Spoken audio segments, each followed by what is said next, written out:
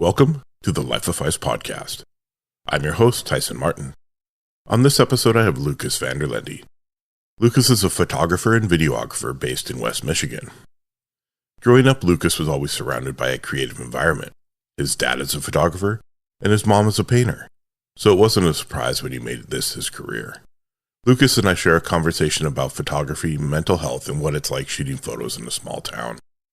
Now let's hear a word from our podcast partner and get to the show. The Life of Phys Podcast is lit by HoboLight. HoboLight is on a mission to empower creators to elevate their creativity with lighting kits made to last and built to inspire. These lights are bold, beautiful, and powerful because HoboLight believes that your lights deserve to be seen. To learn more, follow them on Instagram at HoboLite. Hey, what's up? My name's Lukas. I'm a photographer and filmmaker based out of West Michigan. Thank you so much for having me on the podcast. I grew up in a house that was filled with photography. My dad's been a commercial photographer for 50 years. We used to drown that actually have enough good pictures of dad because without a camera in his face. But really, that's the best way to remember him because that's how he's always been. I definitely had like a unique upbringing with having a professional photographer as a dad because he had a studio here in West Michigan that I'd go to and ride like my bike around and ask him if I could ride my skateboard on his cyc wall. He never let me, which was ridiculous. Yeah, I mean, come on. It definitely would have held your weight. For sure. Well, I mean, he built like those were like plaster and everything. Like it was solid cyc walls because he was shooting furniture for a long time because West Michigan's a big furniture area. And so I'm like, it could totally hold me. But I always held that against him that he never let me ride my skateboard on his cyc walls. But no, so I grew up just kind of being like, this is what everybody's dad has a weird job that's kind of dorky and weird. And I looked at cameras and they were just so normal to me and just always around that I was like, that's what my dad does. That's so dorky. Like I couldn't think of a weirder thing to do than take pictures. He used to pull over on the side of the road and take pictures of roadkill. He went through a roadkill phase where every time we saw like it would like it and just an ongoing joke through our family that a drive with my dad took twice as long because he was stopping, taking pictures, and we're always like, oh, come on, Dad, seriously? And then I started working in the real world. I didn't care about a lot of stuff through high school, and I didn't do well in school, didn't do well in college, dropped out, and I went and worked with my dad in his studio. I was like, I don't know, maybe this photography thing could be a really cool career pathway. And lucky enough to get to learn how to light from him and do everything because he shot, I mean, started in the film days, and he started working for the Grand Rapids Press here in West Michigan, and then moved on to commercial stuff, shooting furniture. Yeah, I learned how to shoot professionally with him, even though I had been like around cameras my entire life, taking pictures with him, doing things. But that's when I really started like taking it seriously, was my early 20s. And then just because of I was figuring out who I was and everything, and my dad he was like towards the end of his career, even though he's still working now over a decade later from that point. But I couldn't work with him during that season of my life. And he's like very particular. You have money involved. It was too much. And so I had to go off and kind of do my own thing and learn. And that's when I really fell in love with photography as an art form, finding my own style, experimenting, taking the things that he taught me, but yeah, having the ability to fail and just like be like, oh, I want to try this and it didn't work out. Okay, like I'm gonna move on and do something else. And it took a lot of the pressure off of it for me. We were shooting, I was shooting vapes and like yarn and like all these things in his studio. That's like not the most exciting things, but like what the work is sometimes as a commercial photographer. Once I went off on my own, started doing my own thing, I kept kind of getting like sidetracked on different things, and I'd always end up coming right back to photography and always end up having a camera in my hand. And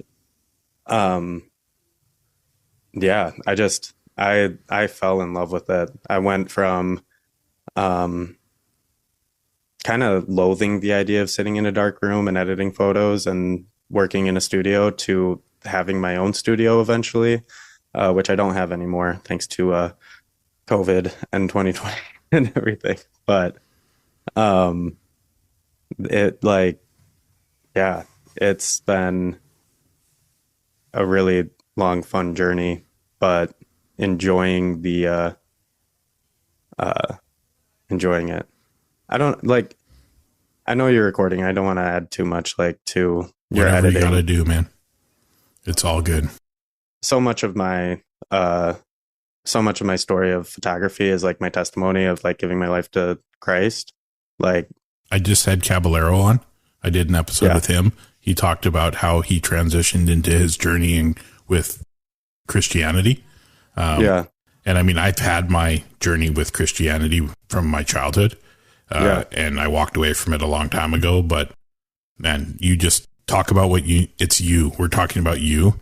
We're not talking, it's not what I feel. It's not what anybody else feels. It's about your story. And that's very important to your journey. I want to hear about that part of it. And that will lead us in the right direction as we move forward. Great. You know, I still believe heavily in him. He's still up there and he still takes care of me when I need him the most. I just had a bad experience that made me leave. And I mean, that's very real. And I think there's a lot of damage that organized religion does. So yeah. Okay. So I'll back up a little bit because I didn't want to like, it's weird. It's something that like for me, I haven't really introduced in my YouTube channel or anything, that I work like full-time in vocational ministry. Yeah. Because this is the story of you, right? Yeah. Like my podcast platform is a story of the creative that I'm talking to. Yeah. It's not about Tyson Martin. Tyson's just here to share his story that if it intertwines with yours. Yep. This podcast has allowed me to share stories of my personal traumas, which has been so rewarding to be able to share with some other people that have understood. I want to hear it all. I want to hear what creates you today. You know, you started here, you're moving through. And if that's what you feel is the part that gave you the most, let's hear about it, because somebody else might be at that same transitional moment and they're going to hear you and they're going to be like, I knew I was on the right path. It works for me. And I got no issues with it. The only thing I don't talk about is politics. I'm so happy to not talk about politics. See, that's why we're friends. Exactly. Unless it's sarcastically after the show. It might be sarcastically through the show, but you know, if it's sarcastically, it's different. Yeah, exactly. So yeah, back up, get right into it, like lead right into it. Don't worry about it doesn't bother me. And it's really cool for people to hear the true story because it comes across authentically. And that's what the show's about. Yep. And that's something that I've been trying to figure out how to transition into my channel as well. Not that I'm like trying to be like Jesus, like jam it down people's throats, because I don't think that's cool. Well, here you go. This is your letting people in social media land know like how important it is for you, what you do. And then, you know, maybe you do a transitional video. You're just like, you just talk about it. You're like, hey, this is what I feel gave me this edge. It's not, hey, you need to do this to be this. It's you saying, I value what I learned. I valued where I'm moving forward. So let's talk about it. Yeah. right? So you see, screen even gave a thumbs There up. we go. Screen thumbs up. I love it. Okay. So yeah, let me back up to high school then. So through high school, I just kind of like didn't know what I wanted to do with my life. Didn't really have any passions or anything. I got really caught up in drugs and alcohol, and like was doing a lot of Adderall and stuff, just like trying to study and stay focused on whatever, video games, Halo. Um, but so that I just kind of like kept going down this route of wanting more substances, chasing anything that like seemed like it'd fulfill me. And when I was in my early 20s, I was working with my dad as a photographer and doing filmmaking stuff. And and I turned 21, and on my 21st birthday, went out and met a girl that I went to high school with, and she's like, "Hey, you should come check this church out." And I was like, "That helps me, sure, I'll go." Yeah. And that's really when like God captured my heart. I went there, she didn't go, and I actually haven't seen her since. It's been over a decade. But yeah, I was in this really dark season. I had cut off all of my friends before going to church for that first time in years, and I'd cut off all my friends. I was in a really deep depression, and I was working with my dad doing photography, and I'd go to a studio and then come back home and just sit in my basement and do nothing. I didn't want to be anything. I didn't want to be like I didn't want to exist anymore, really. I just wanted to disappear. And I'd go to my neighbor's house, who he would always throw big parties and have like plates of drugs. And I'd go there at night and then come back and then work. And it just was a vicious cycle of a lot of depression and just a really dark spot. And so when I went to that church service, I was standing there and I didn't know any of the songs, didn't know anything. But then one of the songs is How Great Thou Art at the end of the service. And that was the only song I knew. And it really, it hit me. I was like, oh, maybe this is all real. And so slowly I started the process of giving my life to Christ. And at that point, after I had given my life to Christ, I'm like, I really want to be in ministry. Like, I'm all in. And so I quit working with my dad because honestly, it wasn't working well for us. Like we were having tension because he had a lot of pressure on it because he has a career and a reputation to uphold.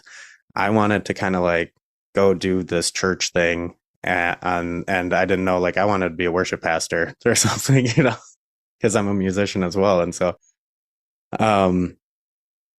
so I go off, and then I just kept finding myself in positions where I'm being handed a camera. That eventually led to me taking a full-time position at a place at a real estate brokerage.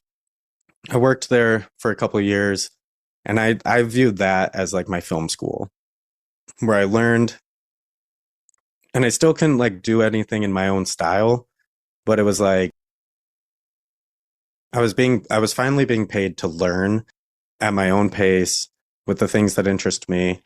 And then I got fired. I was let go because the owner of that brokerage really wanted to be the next Gary Vee, and I didn't want to make social media videos like that. I wanted to justify me being in this brokerage and shoot real estate photos. And I'm like, hey, if I can show like, hey, I'm bringing in a bunch of money by shooting listings for your realtors, then that justifies me staying. So instead of having a conversation, they were just kind of like, we're done. We're going to part ways here. That's when I went freelance, and I was like, okay, I'm not going to go back to working odd end jobs. I'm going to buy a camera. I'm going to buy my own camera because I'd been using other people's cameras. So I started shooting freelance. I had just gotten married.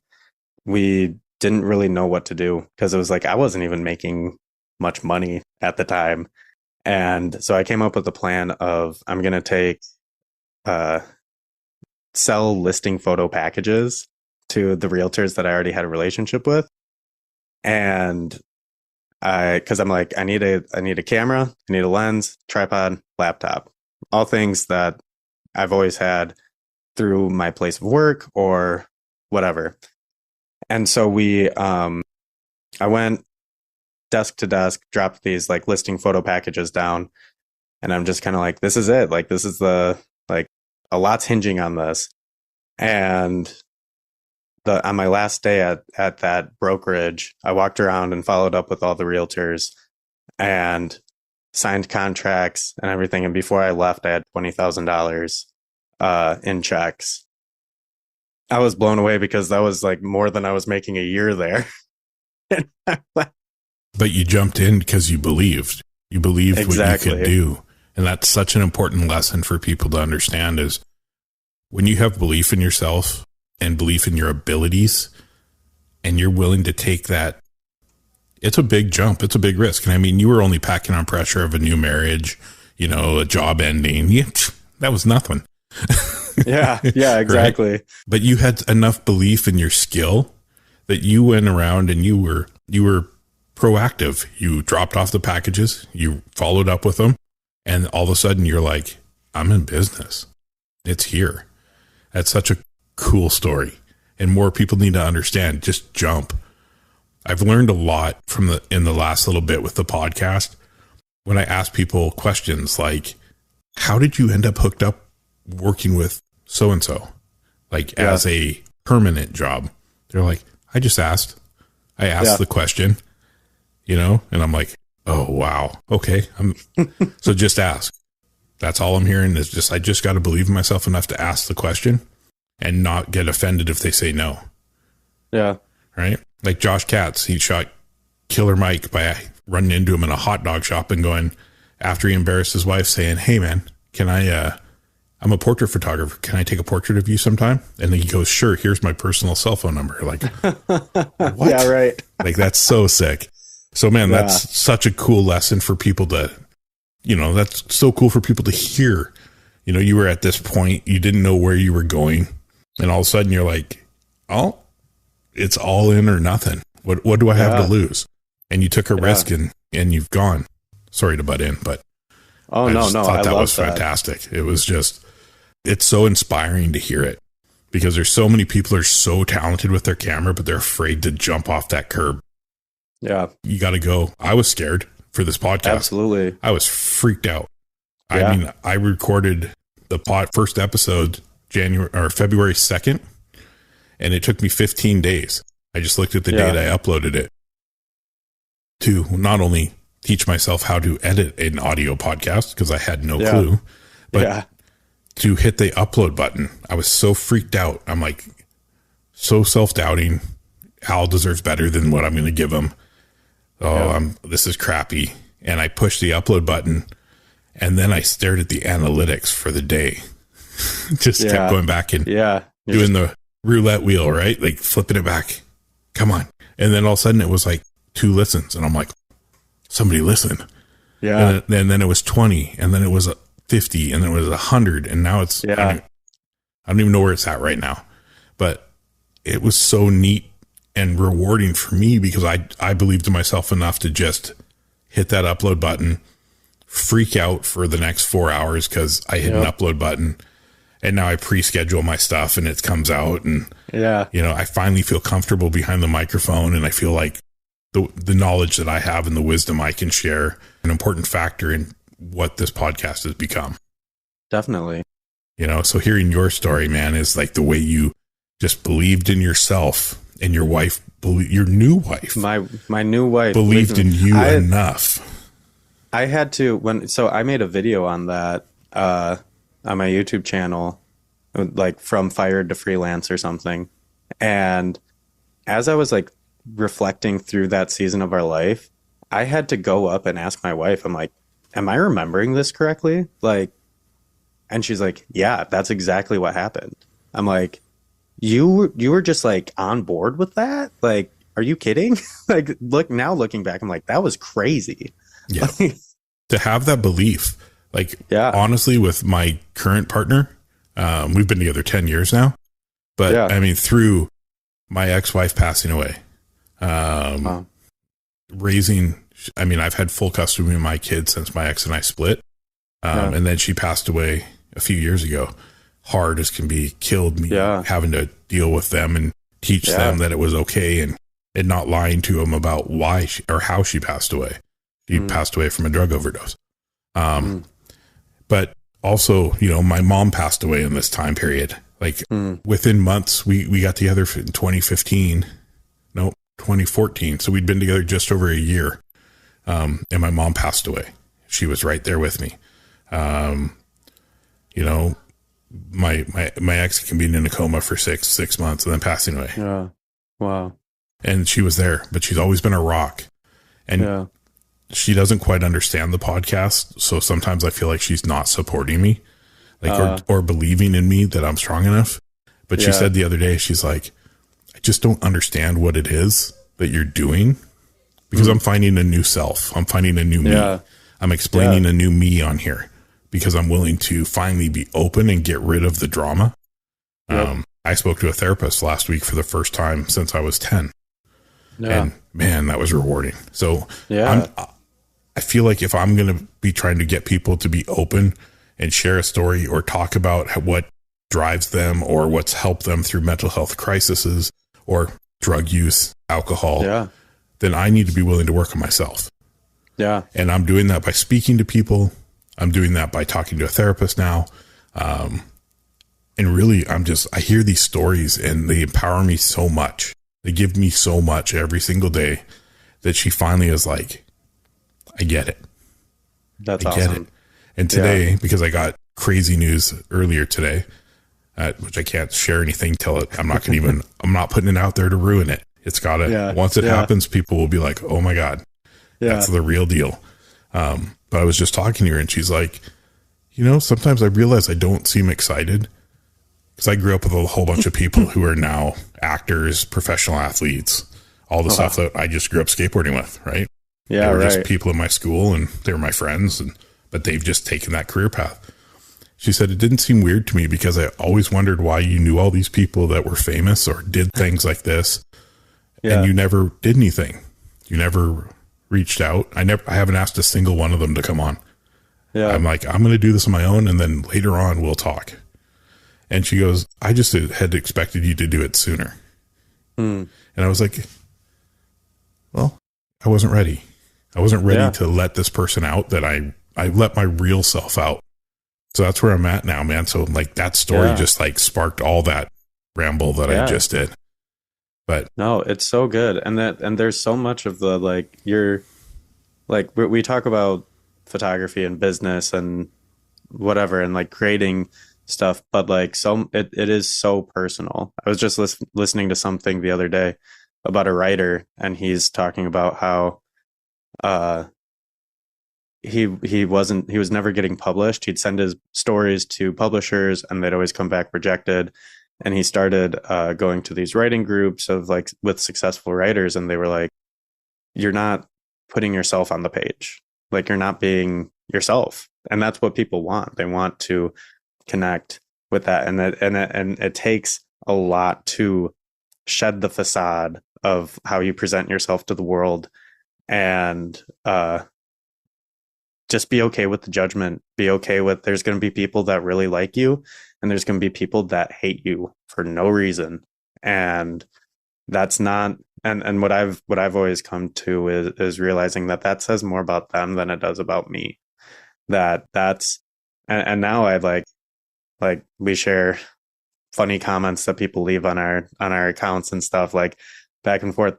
But it's like, I feel bad for the people that feel the need to post those things because it's so mean. And it's like, what's happening in your life that you need to put down a stranger who's just trying to put art into the world, to do something. Yeah. Yeah. I think a lot of the comments, the negative comments that we, I hate saying that we're creatives. We're creative individuals who are putting something that we love and we're passionate about out for the world to see. I'm not trying to tell people I'm better than them. I'm not trying to talk down to anybody. I'm just trying to share wisdom. I mean, I'm almost a 50-year-old man who lived a really traumatic life. And I'm here, I'm surviving, I'm thriving, and I'm having a great time doing what I'm doing. But you read a comment that says, you suck and you should kill yourself. Like, yeah, right. What? What's the need in that? But I feel like the reason they do things like that is because they're on the edge of something that they want to do so badly that they're afraid to jump with both feet. They keep dipping a toe. And if those people would just email or message one of us or even put a comment and say, hey, I really want to do this, but I'm afraid. Be okay with being afraid and scared because we all were on that first upload. Absolutely. Send us that comment and one of us would be like, all right, man, I'm going to talk you through what to do. Yeah. Just try this, but you have to be okay to leap. Yep. If you're okay to leap, just go for it. And that's why I feel like I read these comments and you're like, did somebody legitimately just tell that person to kill themselves over a YouTube video? Like, that's a human being. Like, toxic. What are you doing? Yeah, super toxic. And that's, again, I'm trying to get part of this platform is to get mental health, men's mental health especially, to allow men to understand that it's okay to not be okay. Yeah. Right? So. Absolutely. All right, I rambled again. Sorry. No, it's okay. I'm a rambler too. We've got two guys with ADHD just going back and forth. But it's good. I love the fact because I don't edit a lot of this out. I leave the rambles, and I've had a couple people go, "You should cut some of your comments down. Just I want to hear what they're saying." And I'm like, "But my comments go right along with what they're saying." Yeah, exactly. And it shows an actual conversation. Well, and you even connected it. You connected the ramble with those people. Like, because for a long time, being totally transparent, I was one of those people not commenting those mean things, not saying mean things, but in my heart, looking at the opportunities that other people got. And I'm like, oh man, I can do that. And you know what I wasn't doing though? I wasn't showing up day in and day out, making videos, making podcasts and putting things out there because guess what? It's hard. Like, it's a lot more work than people think. Yeah. And that's why building this community part of the Life of Phys, I call it the Phys family now. Yeah, awesome. Just because it's like so many people are like family now. If I have a stress or I'm struggling, like I can fire Dave a message and he answers me and he's like, bro, stick to what you know. Stop worrying. Just go. You're onto it. And it's like, it just snaps me back into reality. Like, okay, I'm doing okay. Yeah. But I question myself every day. Am I doing the right thing? I listen back to them. Like I listen to every episode. Yeah. And I listen back to it and I'm like, who the hell is talking? Because I'm thinking about how I used to hold everything in. And like on some of them, I'm like just blah, blah, blah, blah, blah about my life. And I'm like, oh my God, I told that story. It's stories I've never told anyone. And it was like, but it's so relieving to let that go. That allows me to keep wanting to push forward to help other people. And if this podcast can help one person not hurt themselves or help one person find success in the social media space or the creative field, not even social media, somewhere in the artistic field that they're looking to do, then the goal of this podcast was successful. Yep. That's the end goal. I want to help people see that they're worth something. Yeah, absolutely. And with people like yourself, man, like, I mean, you have a career. You have a career doing this. You're a super cool dude. Like, I'm grateful to have you in my friend circle. Like, we're just like, we have so much knowledge that we're willing to help people with if they would just not tell us to kill ourselves. Yeah, exactly. If you tell me to kill myself, I might put up a wall, but right. But like that, honestly, ask the question. Just ask the question. and somebody will have an answer. And that's why there's that community is why I'm trying to build it. And people are calling like, oh yeah, that thing you're doing with, because I always say community over competition. Yeah. And it's not that I don't believe healthy competition's not a good thing. It is. It's great. But the unhealthy competition in the creative space is toxic, and it's vile, and it's the way people treat each other is just not called for. Yeah. We're here to help each other. The world runs better when everybody's trying to work together. Yeah. So like one of the guys that I love, D Rosa, he's really big on the, like, I think he said at one point, like, when the water rises, all the ships rise with it. Yeah. There's room for everybody. Whether or not you believe that is how you're going to act out with the community over competition. And it's like, it's true. It's how you look at, oh, that person got this thing, like past Lucas, when he would see, oh man, like they got that brand deal. I could do work like that. Like I was seeing that as taking something away from me, but it's not. Like you like getting to a spot where you can genuinely celebrate other people's successes, because not because it gets anything for you, but because it pushes the community, it pushes the industry forward. That's what it's all about. Like, and I think every single person, like the people that I surround myself with, I guess I'll say, like online, like we're not about making our names great. Like it's a platform to share other people's stories, to share art or whatever inspires us to other people. And I think that's huge. And I think that for a long time, the industry was not that way. There's been a lot of gatekeeping, and honestly, YouTube and the internet's destroyed a lot of that. But yeah, community over competition. I've been working on a video talking about that, because one of the things that I love to do is support other artists. And however that looks, like I've got a gallery wall in my office at the church that's just all prints from artists that inspire me, of different photographers. And that's like, it's sometimes they're $20-$30 prints, but like sometimes it is about like, put your money where your mouth is. Like you want to support these people, give of your time, give of your money. I buy presets from people, not because I need them, but because I want to support that person. I buy like courses sometimes, not from everybody, but I do the same thing. It's very important to, like Brian Atkins has his presets. Yeah. And I hopped on and bought them. I don't use them, but I'm supporting a friend. I bought Dave's stuff. I'll end up buying your stuff. And it's truly just to help people I believe in. Yeah. It's like when I posted up my stickers, like $5 a sticker. Yeah. It helps me get bandwidth space, helps me buy another hard drive. Because contrary to what people think, a podcast takes up a lot of hard drive space. Yeah. And, especially when you have Ansley on there. He just talks, man. No, he's amazing. Like I look so forward to actually meeting up with him. Yeah. We were talking about meeting up in New Mexico. I'll fly into New Mexico. He'll pick me up and we'll do the actually, I think you were going to be, we talked to Dave about it and we're going to bring you into it too, but cool. Do a meetup. Like I'd fly into New Mexico and we'd meet up in California. And we'd rip up the whole coast up into Oregon and Washington and just shoot our hearts out.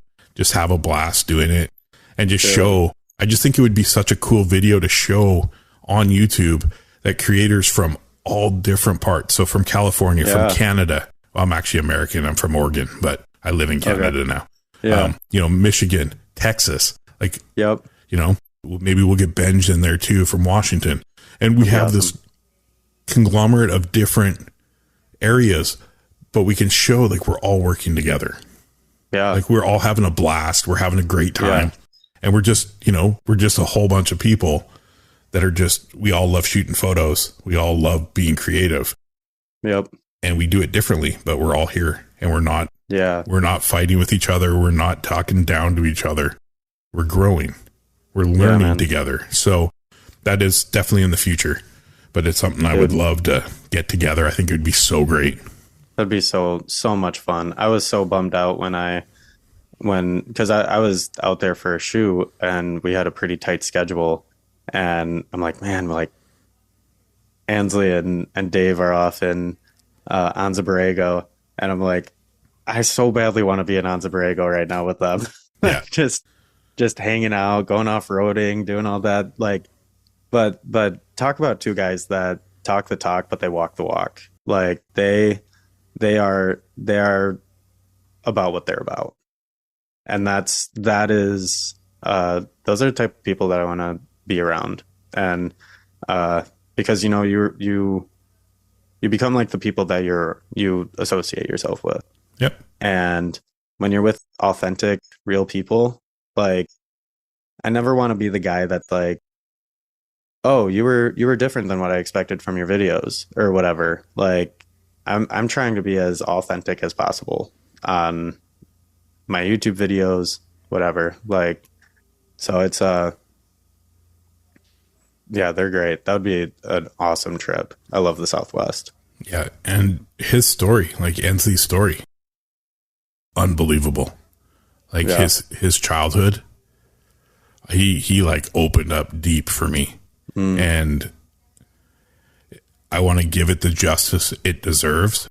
And I'm gonna take my time on this edit because the way he talks about his childhood, and we share a joint love of BMX. So nice. two of his favorite riders actually live in the province I live in, and I know them from my bicycle days. So it's like we just connected instantly, and then he had his music days, and now the knowledge he has about film stock and cameras and all of this stuff and how he puts it into action is second to none. He just started shooting film. I know. I remember he messaged me when he bought his M6. He's like, oh, I just dove in. I bought an M6 and a Mamiya 7. I was like, what? Like, what do you do for work, dude?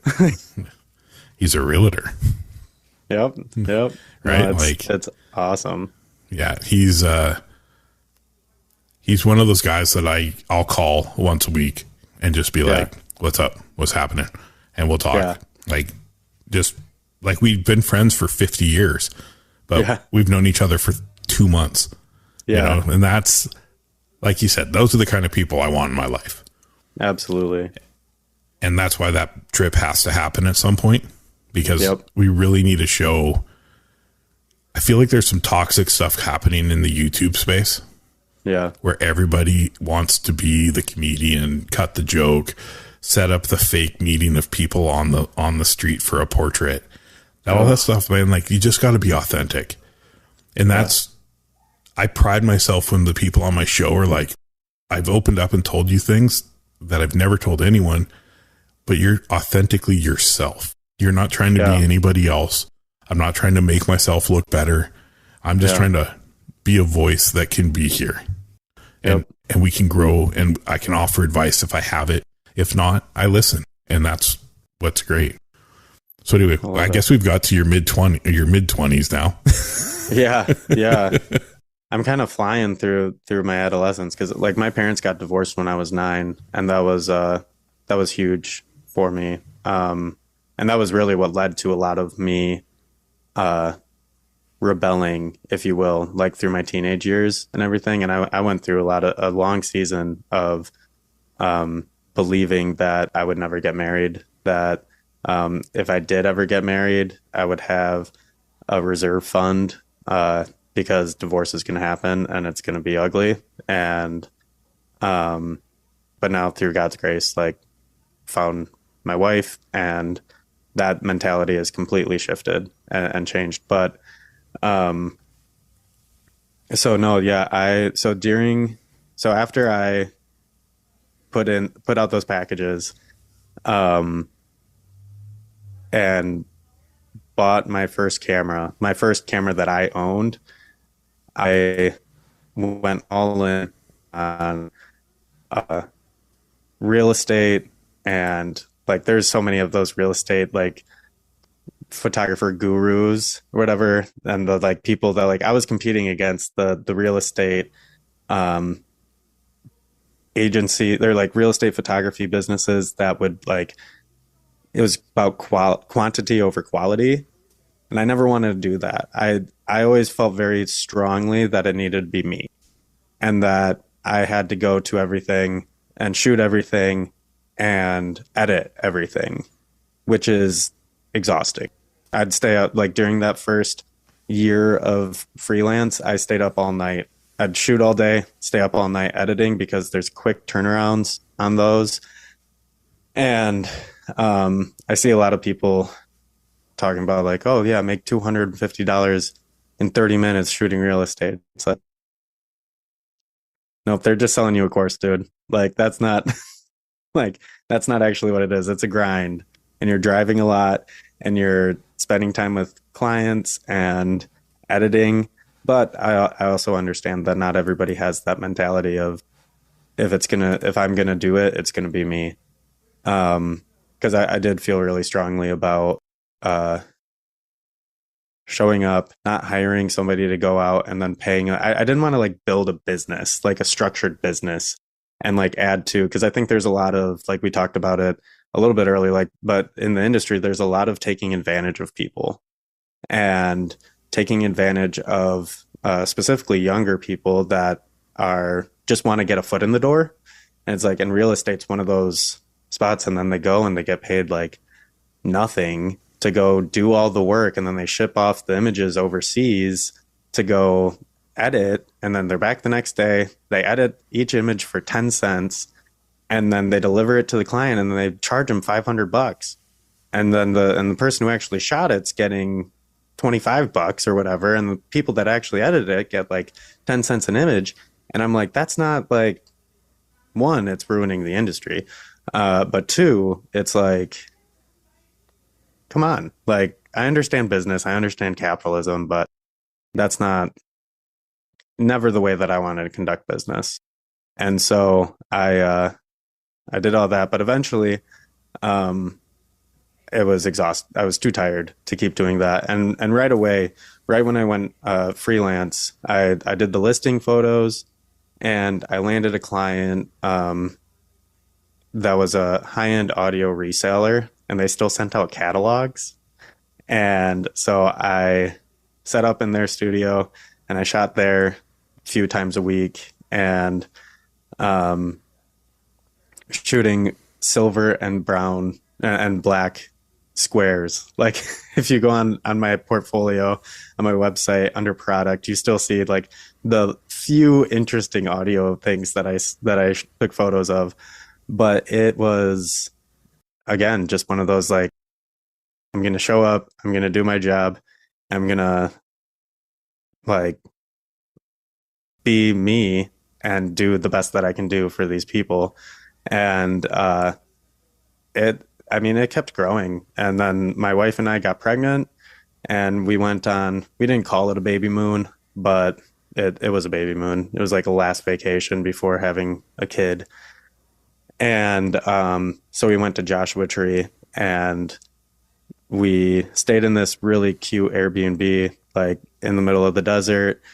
And I took a few pictures while I was out there, because I'm always taking pictures, and posted them on Instagram. And the hosts of the owners of the Airbnb were like, you need to come back here and actually photograph the whole space. And I was like, what? Like, okay. Yeah, that's and sick. So they flew me and my family back out, and we stayed there for a week, and I took photos and I made a video. And the cool thing about that was not the free vacation, which was always appreciated and one of the cool things about this industry, but I sat down, because I'm still working. I'm taking these pictures and I'm editing, and I wanted to give a preview to the owners, and the owners were just the coolest people.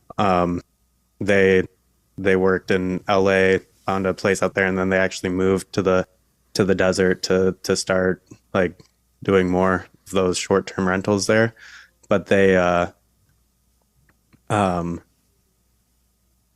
I showed them the pictures, and I look over and he's crying because he did all the renovations himself. And you hear that all the time with wedding photography and everything. And there's nothing, I respect the hell out of wedding photographers because that is a lot of work. But to see somebody move to tears because of the work that the intentionality that I put into something that they've worked so hard on, that's special. And I've always felt like my dad always says that he feels so honored whenever somebody picks him to take their pictures because they're placing a lot of trust in them, especially in business. But I really felt that in that moment. It was like, this isn't just an Airbnb. This isn't just a house. This isn't just whatever, but people pour a lot of themselves into what they do. And when you recognize that and you can show up for that, that goes a long way. But yeah, that was a turning point in my career as well. I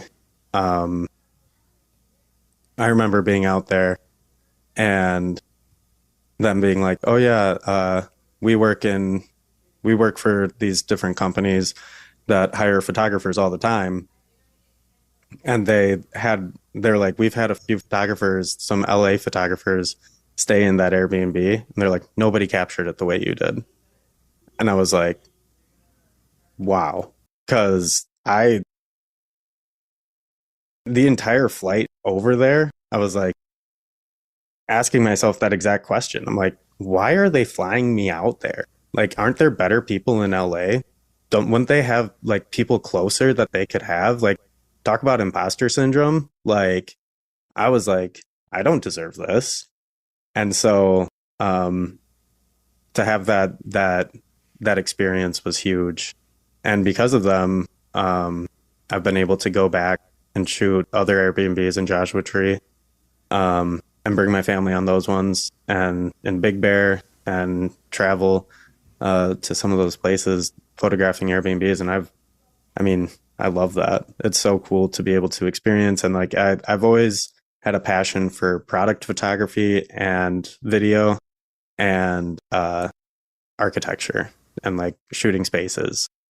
And so that's always I jump on every opportunity I get to go into a new space and photograph it because it's so fun. And I itched the product photography with my YouTube channel with the like thumbnails and the B-roll of products and everything. I really like that to me is like one of my happy places of just like, oh man, how could I do this? How could I add another layer? Oh, what if I added some haze? What if I did that? Like whatever, like it's so fun for me. And that's really what it like comes down to. But I jump ahead. I fully understand that imposter syndrome. We get in our own heads. Yeah. We always tell ourselves we're not good enough. Like, why am I going? What am I doing? Why am I the one doing this? And why are people listening to this? Why are people? And it's so weird because we get there and then all of a sudden the switch flips and you're like, yeah, I got it. No problem. Yep. You know? And that's such a crazy, crazy thing. And that's part of getting over the fear, right? Even though you know you'll be fine, we still have all those moments that put us in the same position. Yep. Man. To have someone in tears because of the images you took of their home, that's when you know it's more than a home. That's their future. That's their retirement place. Yeah. And he's put his heart and soul into designing and building it. And you captured it exactly how he saw it. And that's a gift. Yeah. And I did not miss the gravity in that moment of like, I was like, this is real. Like, but on the way there, I was so nervous. Because I shot a lot of real estate, and that was like, you go in, boom, boom, boom, and you're out. I have a week in this space. They're flying and paying me to be there. I cannot mess this up. Yeah. It became big. Really real. Yeah. I was so nervous. I forgot my camera on top of the check-in thing at the airport. And my wife goes, "You forgot something." I'm like, what? Because I was like, I'm like, oh yeah, I'm going to start my YouTube channel. I'm going to film the whole thing. It's going to be a vlog thing. This was when vlogs were huge. And like, this is it. This is going to be the thing. And so I leave my camera on top of the check-in desk at the airport. And she's like, hey, dumbass, like, go grab your camera. Like, you need that. Yeah. You were planning everything you wanted to do, and you're like, I can't forget this, I can't forget that. But you forget, the thing that's you need to do the job. That you need to do the job. Exactly. So another big aspect of what I talk about on here is the connection between creativity and mental health. Yeah. How do you see the two going hand in hand? Oh, I think like with creativity, I have had some of my highest highs and some of my lowest lows. Like when we were talking earlier about just like pressing the upload and like refreshing, like I know exactly that feeling. And the putting yourself out there for people to judge and to comment and everything like that is scary. And there's a lot of anxiety that goes into that. For me still, for me, I don't take pictures because it's just something that's fun to do. Like I have this like overwhelming need to go out and take pictures. Like it's like it's gone beyond like it's just a hobby to becoming like, if I don't do this, like my wife will be like, you're getting really ornery. You need to take some time and go spend some time with the camera. Like you're being really short with the kids. Why don't you go film something? Why don't you go shoot something just for you? Like, and that's the thing. Like my most important or like most special images that I've taken are never on Instagram or ever on YouTube or anything. They're just for me. And it's not because I'm not like out there banger chasing, it's just like, I want to create and do things. And I think, I went through that imposter syndrome heading out to California. And I felt a lot of that while I was freelance, especially sending out quotes. And there's a lot of ups and downs when you've based your entire livelihood off of it too. And,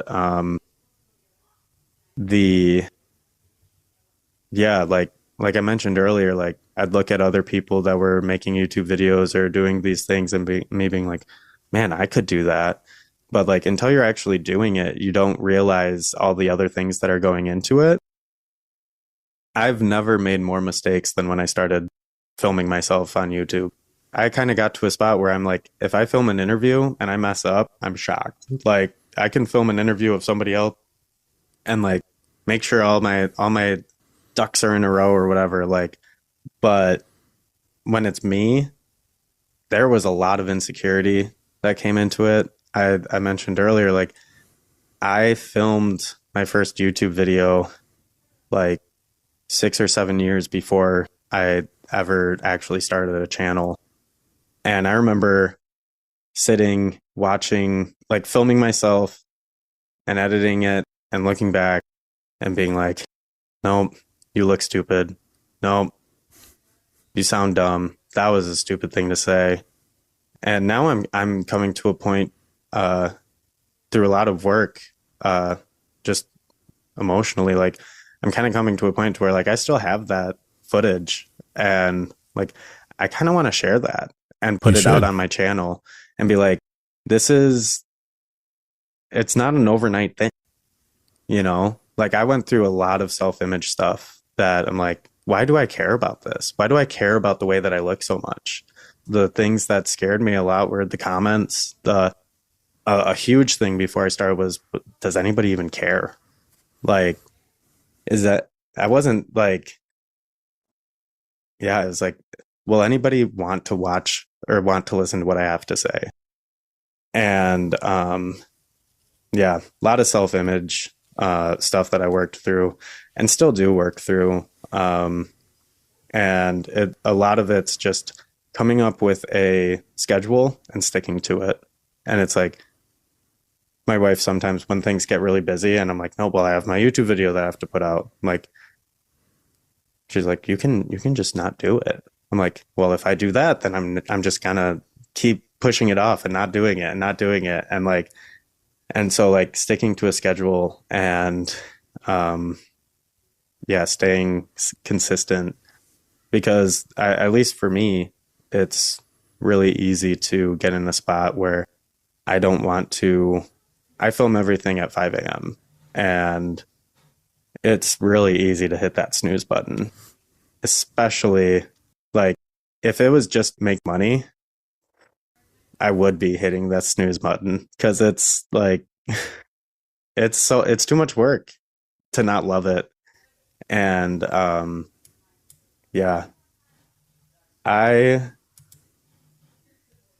when I was in my early 20s, I was deeply, deeply depressed. And I did contemplate suicide multiple times. And I just didn't want to feel the things that I was feeling anymore. And through a lot of different things, like giving my life to Christ and everything, like, and through expressing myself creatively, I've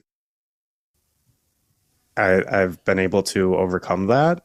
And I still do tend to be depressed. That I do fall into that a lot, especially in the winters here. And I recognize that now, and I recognize that my identity isn't in my past or in who I was. I'm who I am today because of the things that I went through then, but that doesn't define me today. Exactly. And I think like that's helped me through a lot of stuff, because it's really easy to just keep going down in that deep pit, and the shame and the like, I love looking at memes online, and it kind of like normalizes a lot of these feelings. But like sometimes I have to be really careful. I'm like, oh yeah, this is really funny. But no, this is something that I've struggled with, and like don't want to be back in that place, because it's not fun. It's not worth it. It's not worth it to be there, because there's so much more. I just did a rebrand of my website and my branding and everything, and with Steven Schultz from Chicago, and he asked, like, what are 3 words that you want like your brand to like look like? I'm like, happy, carefree, and outgoing. Like, I just like, and you talked to me 10, 15 years ago, that's not where I was at. I was mad. I was mad. I was sad. I didn't want to talk to people because I didn't like myself. And put it through the process of putting my art out there, it's helped me grow and learn and accept who I am, and that I'm created the way that I am for a reason. And so a lot of the stuff that I photograph, I'm doing a series right now. It's on my website if anybody wants to check it out, but it's Life on the Pier, working title. I'm going to show you something funny. Yeah. Yeah, I've been browsing the photos. Well, so that's my hometown. I still live in my hometown, and we are a big beach community. It's a very tourist driven.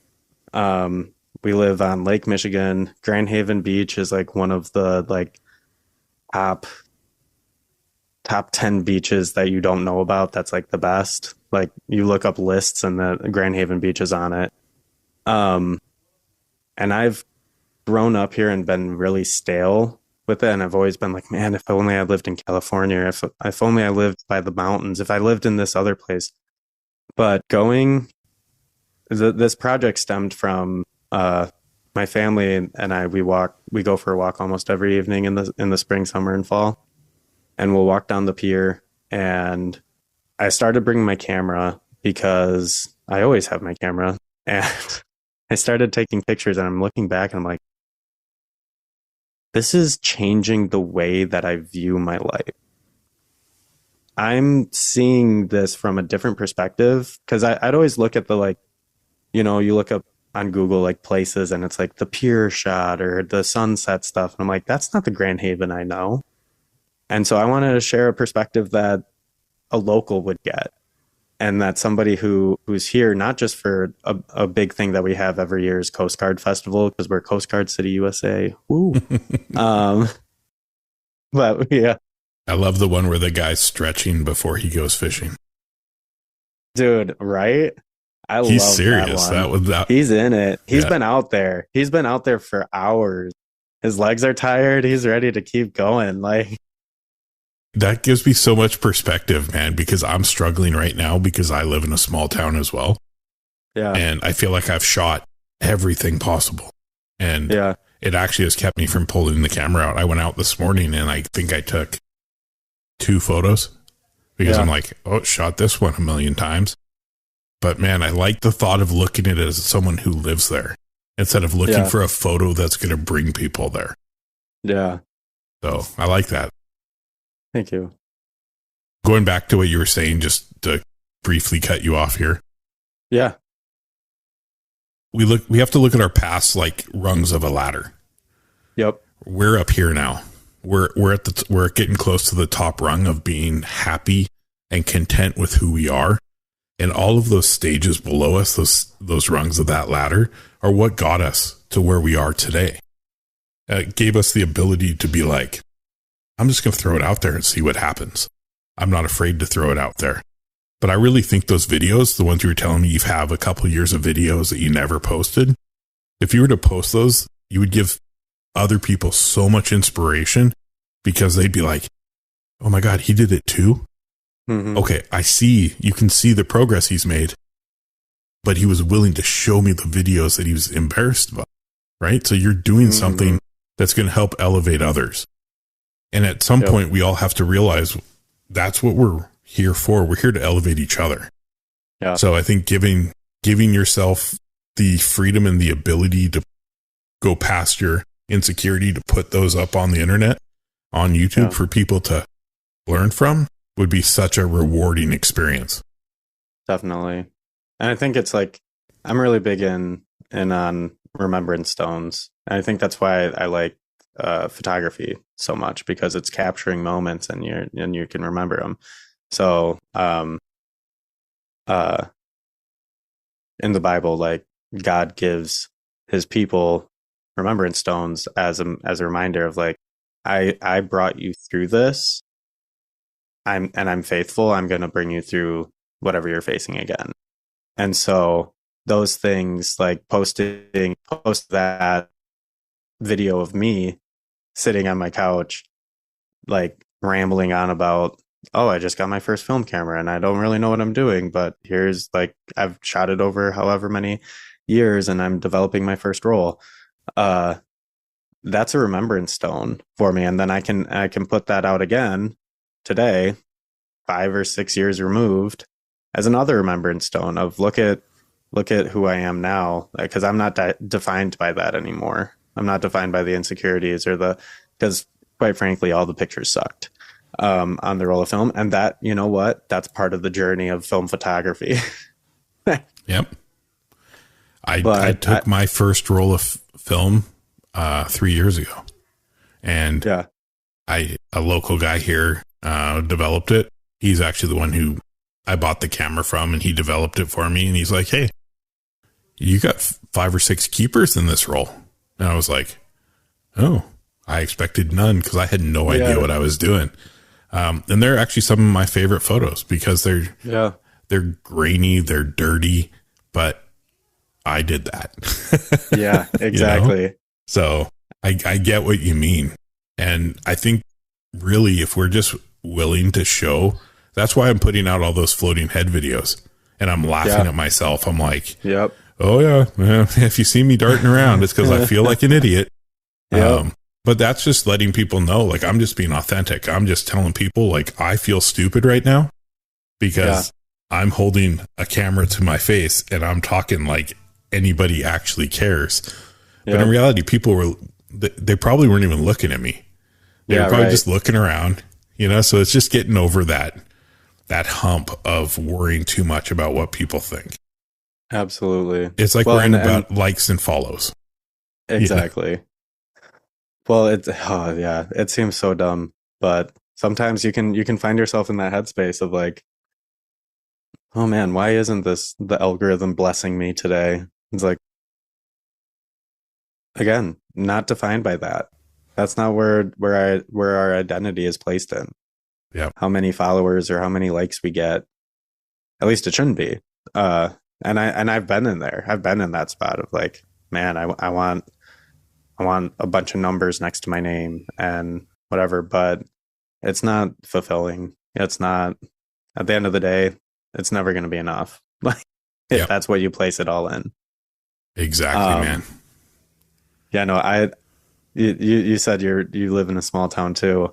I take my tripod out sometimes to film myself and I see people that I know and they see me.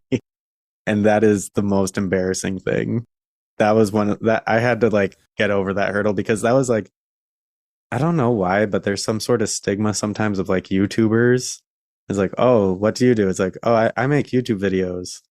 Like, okay.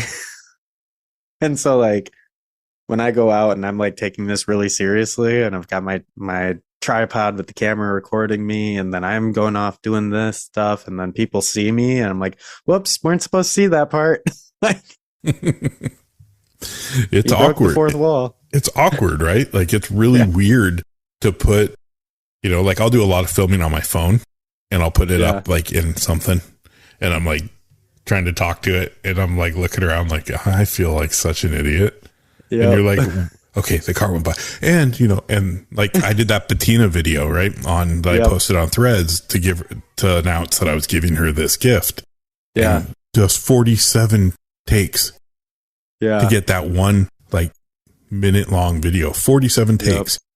You know, you get in a roll, you're ripping, and all of a sudden, like by the river, where I was looking, there's a road you can park, and then the road. So I'd be like really into it. I'd be doing good, and then all of a sudden, a car would go by, and they'd slow down and look at me, and then you're like, oh, like, or you start going good, and then a plane goes overhead because the farmers have their own airport out there they fly out of, and it's like the plane, yeah. So 47 times, but I sent it to Kieran and I'm like, hey, the first one you said, because I really want to empower female creators. They have so much to share, but it's very hard as a man to be like, I hear you. Yeah. What can I do to help you? Because then they instantly are there thinking you want something different. So I sent her the first one. She's like, no, that's all she said. And she's like, it's not being anything. It's just, let's just approach it as her. Let's don't go as a woman. That's just the patina as a creative.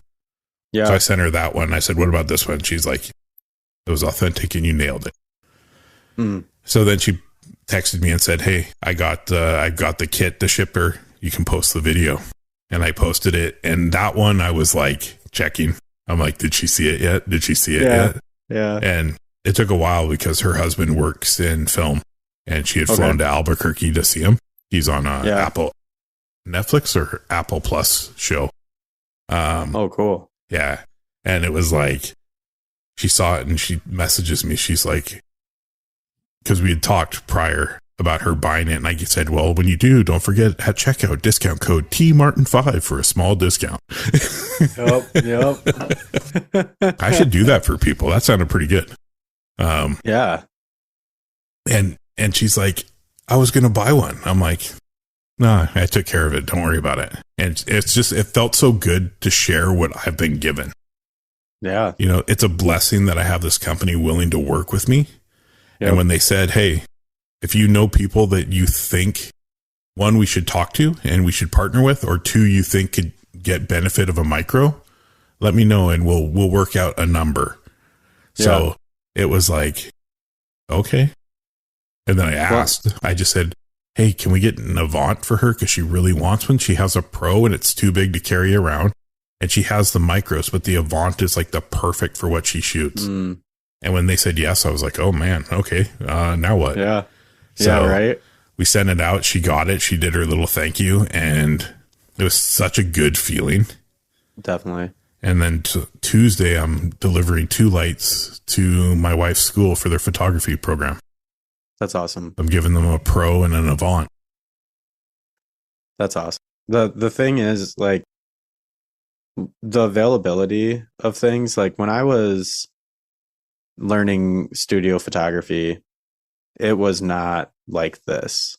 Like, you had strobe boxes, you had to do like math and make sure you didn't blow the light up. Like, and now with these LED lights, the availability, and then like being able to like give lighting to schools so that people can learn how to light well.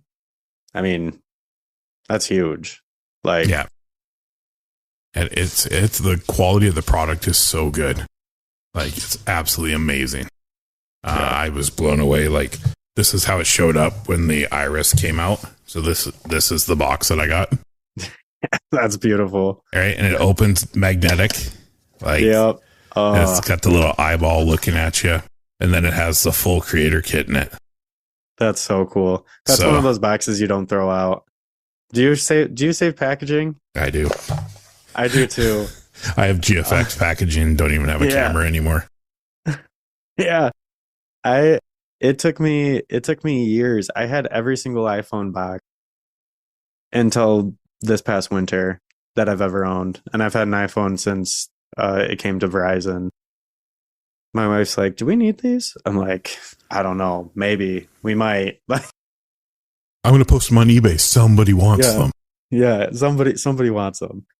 But no, I save all the boxes too. It's like, I have too much stuff. Yeah, me too, man. I'm going to have to wrap it up here. I've got kids that want to, they want to eat dinner, and we could talk for hours, man. Like, I love it. It's actually pretty sick because when it's that easy of a conversation. Yeah. And that's what I try to make it as easy on people as possible. There's no pressure. There's just good conversation and sharing advice and sharing awesome stories. So, where can people find you? I'm on YouTube, Lukas Van Der Lende. You must be rich. Yeah, I am. It's nuts. I shoot on Leica, I drive a Land Rover, and I'm rich. Don't put that in. I'm not rich. I'm so putting that in. That's going to be like the headline for it. I have a Leica, and I drive a Land Rover, and I'm rich. My Land Rover has 160,000 miles on it, and I bought all my Leicas used. And I can't afford to buy the SL3, and nobody will send it to me to use. So not yet. It's coming. Not yet. No, it will. It'll come. I joke, but no, it's I'm on YouTube. Lukas Van Der Lende. It'll be in the show notes, right? Because that's nightmare of a name. Lukas with a K. That throws everybody off. It turns into Lucas really quickly too for people. Like, you'd say Lukas with a K and it's like Luckas. I'm like, nope, not even close. You throw my middle name in there and it's even better because my middle name's Jan from America, but in Dutch it's pronounced Jan, so it's like John. Yeah. But then it's been my the firstborn son of my family's middle name since the 1800s, since my like great grandpa Jan. So that's always fun. I used to be really embarrassed by it, but not anymore. But yeah, so YouTube, Instagram, check out my website. Just got a fresh revamp on it, and I'm adding more stuff to it daily. Awesome. I'll make sure I link all of those. So it's a quick click and they're on there. Again, I appreciate your time, man. It's been a great conversation. Thank you. It's another one where people can see, like, I mean, it's not all rainbows, and you got to earn those rainbows, right? So, those sunshiny days don't just happen. We gotta work for them. If you put the time in, you put the effort in, you can achieve whatever you put in front of yourself. So, I truly appreciate it, man. It's been great. I appreciate you listening to the show and making your wife hear my voice and embarrassing me again. I'm going to make her do it again too. Okay. It's all good, man. No, it's actually giving me more strength. The more people that say it, it allows me to just really, really embrace myself and be okay with it. Because even I worked in sales on the phone for years, and people are always like, oh, listen to you with your salesman voice. I'm like, nah, man, it's just me. That's just your voice. Yeah. Yeah, exactly. Yeah. And once we start getting some more details, we'll get that trip figured out, because I think that'd be amazing to show just the different segments of people coming together, shooting the same stuff and none of it looking the same. Absolutely. I would love that. I'm so in. But yeah, dude, it's been great. We talked almost an hour and a half solid. So yeah, man, it felt like 10 minutes. We just got to my mid-20s. I know. We may have to do part 2, because you got so much more to go, which is fine. I'm actually thinking that might be a way I do a few from now on, is having 2 parts. Yeah.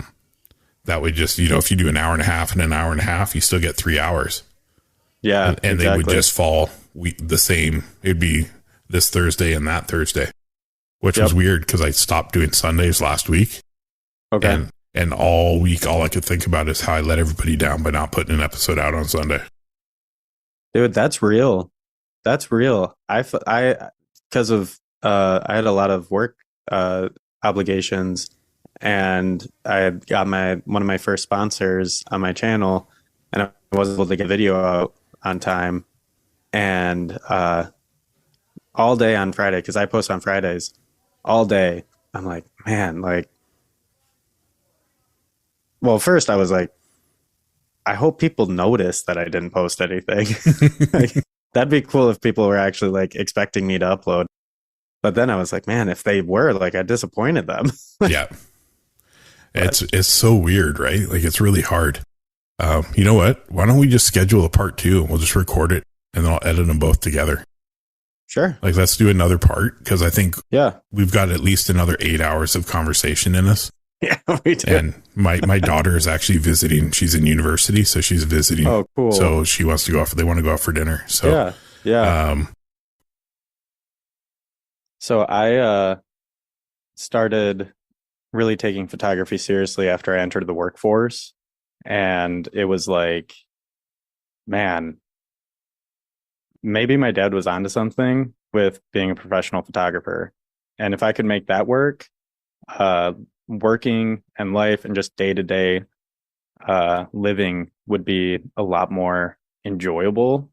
Not that there's anything wrong with doing a day job and then doing something for passion. I feel like most people in my generation honestly try to turn their passions or their hobbies into a career, and it's doesn't always work out. But I was really blessed, honestly, with having my dad in the industry, and he gave me a lot of pointers and tips, and I had worked with him in his studio before, and so I left At Home Realty, or I left the real estate brokerage that I was working at.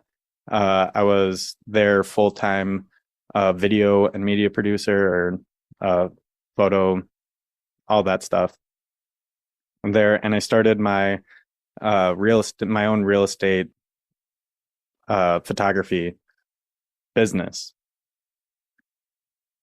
And while I was doing that, I picked up other gigs. I had another job shooting a lot of product photography for high-end audio equipment. And I always knew that the 2 niches that I really wanted to land in for my professional work was architecture and product studio. And just because that's really where I enjoy working. I like throwing on music and just taking pictures. I love lighting things and messing around and tinkering. And it's really what's most enjoyable for me. And so that's what I was doing and really, really loving it. But in the back burner during all of that, I'd mentioned I had gotten saved at 21, and I was serving a lot at the church that I was attending and taking photos and making videos, doing recap stuff just of events that I was already going to. And during that time, while I was building my business, I leased a studio, had a place right downtown Grand Haven where I'm from. That was really a dream come true, because it was like, really, honestly, I miss that studio a lot. It was really a great place to work. But then the church just kind of approached me with a full-time position. And I remembered back to when I had first given my life to Christ and was thinking, like, I felt this call into full-time ministry, but I didn't really know what it looked like at the time. And then all those doors of photography had just kept being opened to me. And this was just one of those moments for me that I just knew that I had to walk through that door. So that was in 2019. I started my job as a full-time video and media producer at my church, and I've been shooting there ever since. And what's been really cool about that is not only am I doing like really creatively fulfilling work, but it also frees me up to do my own personal projects. When I was freelance, I felt like I was always on the clock. I'm always trying to find the next job or like be able to pay rent, my car payments, my studio lease, get the new equipment, get everything that I need. And being in-house, for lack of a better term, really freed me up to really pursue photography as a passion again, as opposed to just my job. And so I was able to make things that are really creative and also really fulfilling for me to make at the church, and then also go off and do my other projects. Like we talked about in our last call about the Life on the Pier series, and I've been working a lot on that.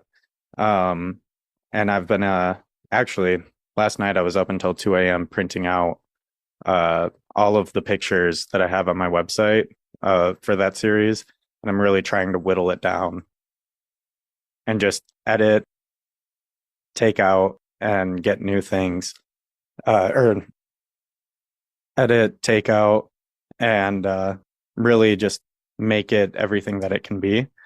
But it also freed me up to do my YouTube channel. One of the things that I always wanted to do when I was freelance in 2017 and I got my studio, I was like, oh, this is going to be perfect. I'm going to have so much time to like launch this channel. I'm going to be able to do all this extra stuff that I've always wanted to do, but never had the time to do.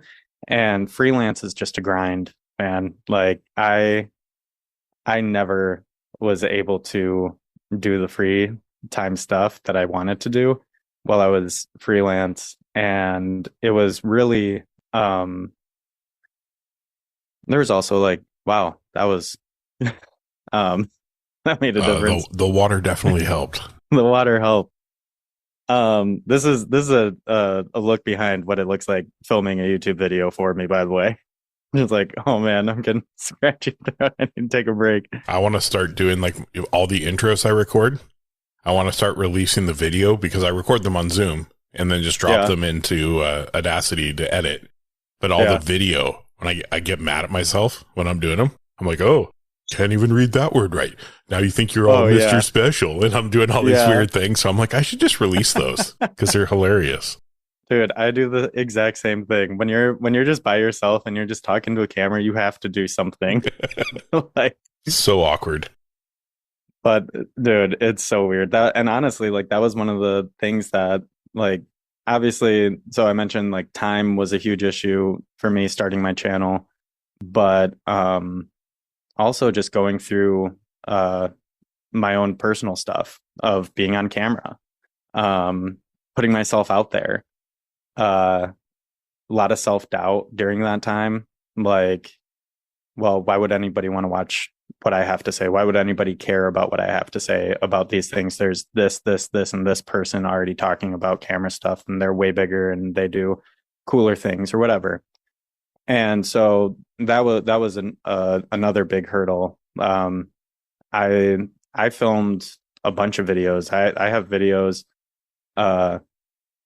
from that time period, 2017, 2018, where I'm sitting down in my living room trying to start my YouTube channel. And I think I actually, since last time that we talked, because I think I mentioned that last time, I did release those clips on a video, and just trying to, with the heart of like trying to encourage other people, to work through that. And if you have that gut feeling that you really want to pursue something, to go for it and stretch yourself. Because honestly, like, I remember sitting down and trying to do my intro, and it took me forever to get my intro right, and now I just breeze right through it.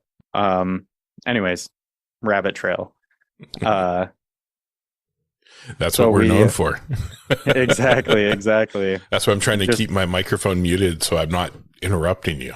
Because it's 100 degrees in here and I'm hot and get irritable when I get hot. So, dude, I feel you on that. I don't like sweating. That's my thing. I do not like sweating, and I always sweat whenever I pick up a camera. It's like a gut reaction. I just start sweating. And anyways. Okay. But so, yeah, I'm able to work on my personal projects, work on my YouTube channel. And during all those times where I was like really wanting to start my channel and never actually did, looking back at it, I recognized that I was really a lot of burnt out. I was burned out. Just because everything revolved around work, and it was just another thing that I had to add onto it. And so it wasn't life-giving. And that's when even like through 2020, I was working so much more because all of our online service, or like all of our services for the church, were online. And I was making every single one of them, and we want to do everything to a high level of excellence. So I was working really hard during that, and I was just like, that winter, one of my friends reached out to me, and he was like, "Hey, I'm selling my Leica M6. I know that you mentioned that you wanted it. So here's the price, friends and family price. And you can, let me know if you want it." I told my wife, I'm like, I'm never going to find this camera for this price ever again. I will regret it for the rest of my life if I don't buy this camera. I have a tendency, like, speaking of finances, I have a tendency to have so much confidence in myself that I will buy things in my brains thinking that, oh yeah, it's going to make everything easier and faster and better. And then just recently I looked at how much I put out to get started and do everything. Yeah. And it's scary. Dude, it's a huge commitment to do things at a high level. Like, I respect a lot of people that I respect the people that make that jump. And because, I mean, I'm still not really making money from YouTube, and I've put a lot of money into it, and it's a big jump, and you have to do it for something more than money. You have to do it because you genuinely want to help and provide value to people. And I'll talk more about that later once we get there. But I mean, commitment's huge. The financial output of a small creator, yourself, myself, the amount of money we're putting out to try to deliver a product that we're proud of. I was actually shocked when I looked at the total. And, luckily, I sat down with my wife last night and said, and I showed her, and I mean, she was shocked too. So, I mean, we're coming up with a plan to get it paid away because that's going to take away from my family. Right. I've got no money coming in for this. This is all me. It's my time.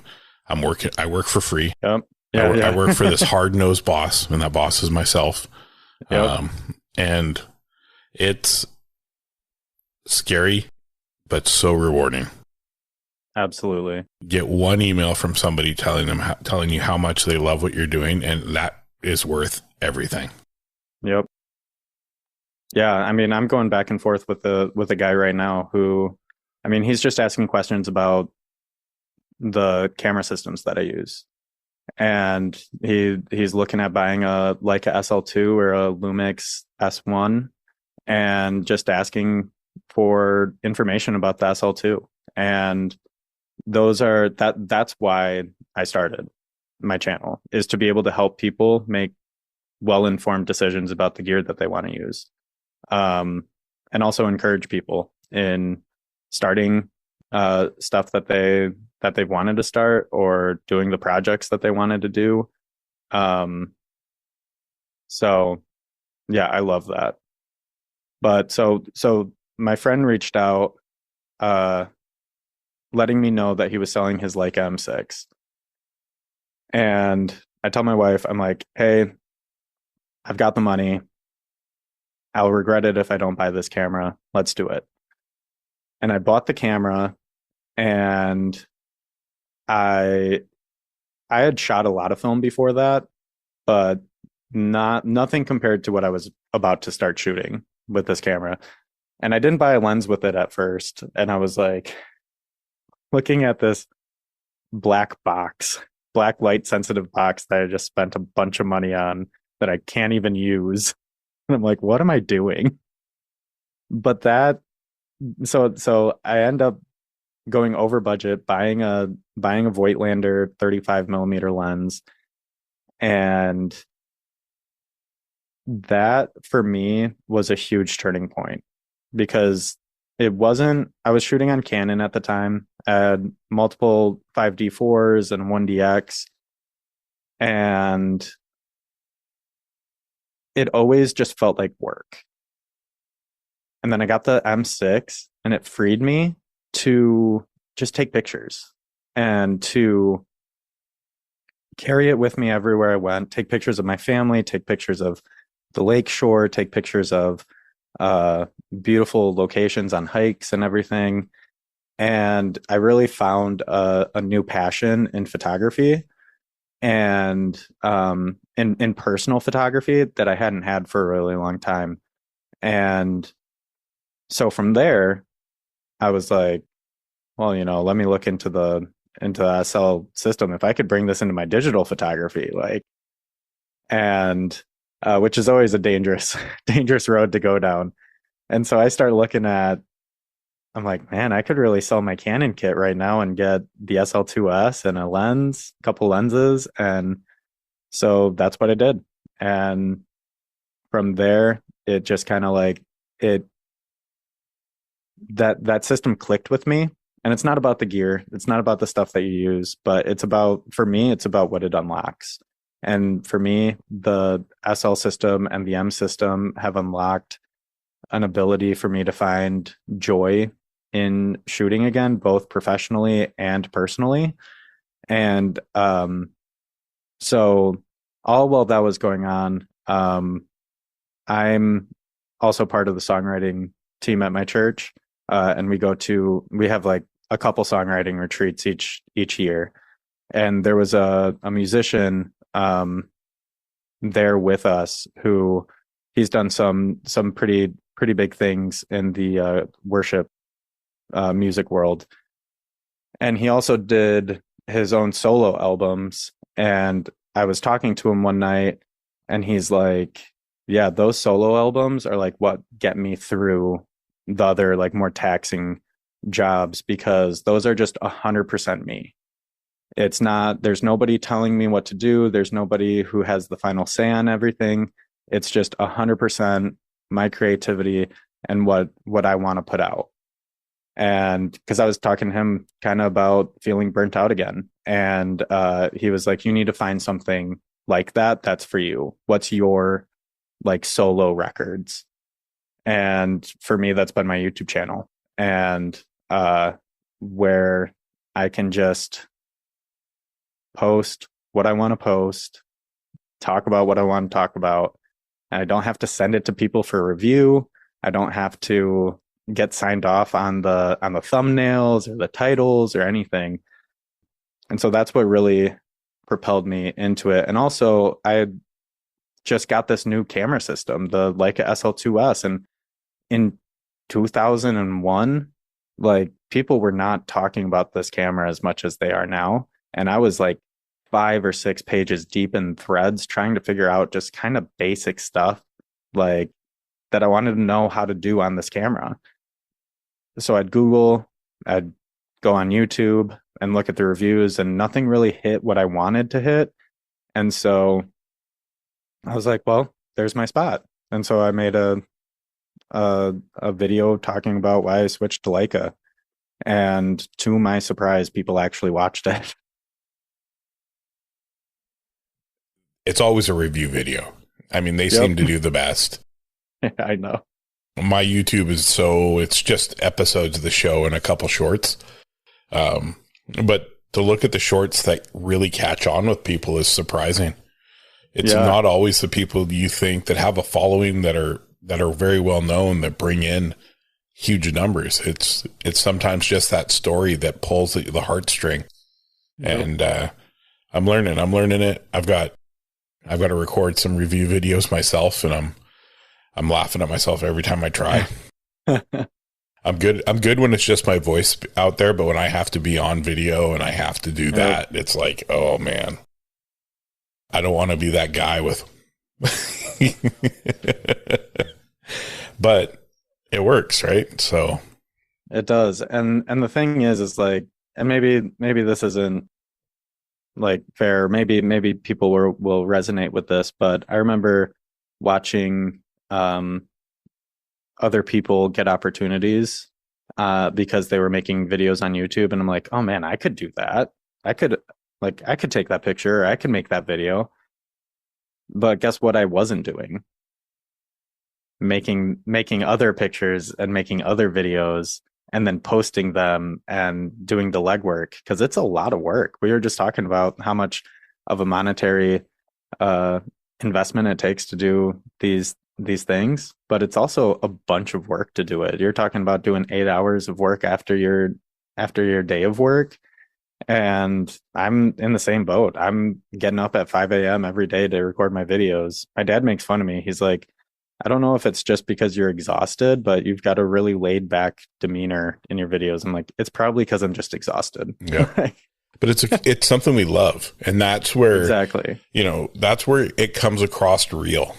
Because when you truly love something, when you authentically put your heart and soul, your blood, sweat, and tears into what you're doing, I mean, I feel like it comes across. Yeah. And that's what I want this show to be. I want my show to be authentic. I don't brag about anything. There's nothing to brag about, because we're all doing awesome stuff, and we're here to share a story, a journey. Absolutely. And figure out how we can all be on the same level and all do the same things without having to feel like there's competition and fighting over everything. There's enough room for all of us to succeed, but you just have to jump. If you're sitting on the edge right now of starting a podcast or starting a YouTube channel, or even trying to be a freelancer, It's scary, it's expensive, but jump. Just do it, and great things happen. You meet great people. You start to do things that you never expected. And, success is right around the corner if you stay committed. Yep. Absolutely. And I couldn't agree more with that. The putting yourself out there and stretching yourself, right? It's about continual growth. You don't have to be like, I always felt like I had to be at the next level to jump in. But sometimes, I mean, when I left that real estate brokerage, it's because they just didn't have a budget for me anymore. It wasn't like I was comfortable. I was making not very much money, but I was comfortable. I was paying for my rent and everything was paid for. And I'm like, great. And then I had a meeting with my boss and he's like, hey, I'm sorry. Like we can't keep you on anymore. I'm like, okay, here we go. Came up with a business plan and I was in business the next week. Like that's what I needed. Sometimes it's just that push, right? Yep. For me, I tend to get overhyped on what I'm going to do and I have it all figured out. And then I get to the moment of reality and I'm like, oh, I'm not ready. Maybe if I do this, it'll be better. Yep. And then I get so frustrated with everything I'm doing that I finally will just hit upload and just let it go. Right. And that's it. It's out there. There's no, even though you can delete it, to me, once I hit upload, there's no going back. Yep. So it's worth the inner fear, I guess you could say, the inner struggle, the inner turmoil about being in front of people. Because I can honestly say 99.9% of the people that you interact with once you put yourself out there are awesome people. Absolutely. And that's the biggest fear, is being judged. Yeah. I honestly don't care. I don't care what anybody says about me as a person because I'm who I am. Yeah. And that's me. This is me on a microphone just talking to people. I'm not anything but what this is. But I love the fact that you feel the same way. People just need to jump. Absolutely. Because you'll do great things. And the people that are trying to hold you back or that you're worried about, they're not the ones that are out there doing it. Like you're the one with the vision and you're the one that has this dream. So what I've found, and like what you've found as well, is the people that are also doing it, the people that are also like in the trenches, quote unquote, I don't know, like they are, at least the people that I've found, have been incredibly supportive. And like there's enough room for everyone. And one person's success doesn't take out your accomplishments or your ability to be successful. 100%. So I saw you recently, you were away on a work trip. Yep. You want to talk some about that? I thought it was super cool to watch kind of the process, the little bit I saw online, what you were doing. Yeah, absolutely.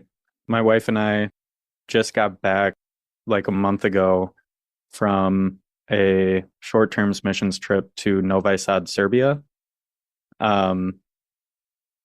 We partnered with a church there and ran a youth camp for high schoolers and middle schoolers in Serbia.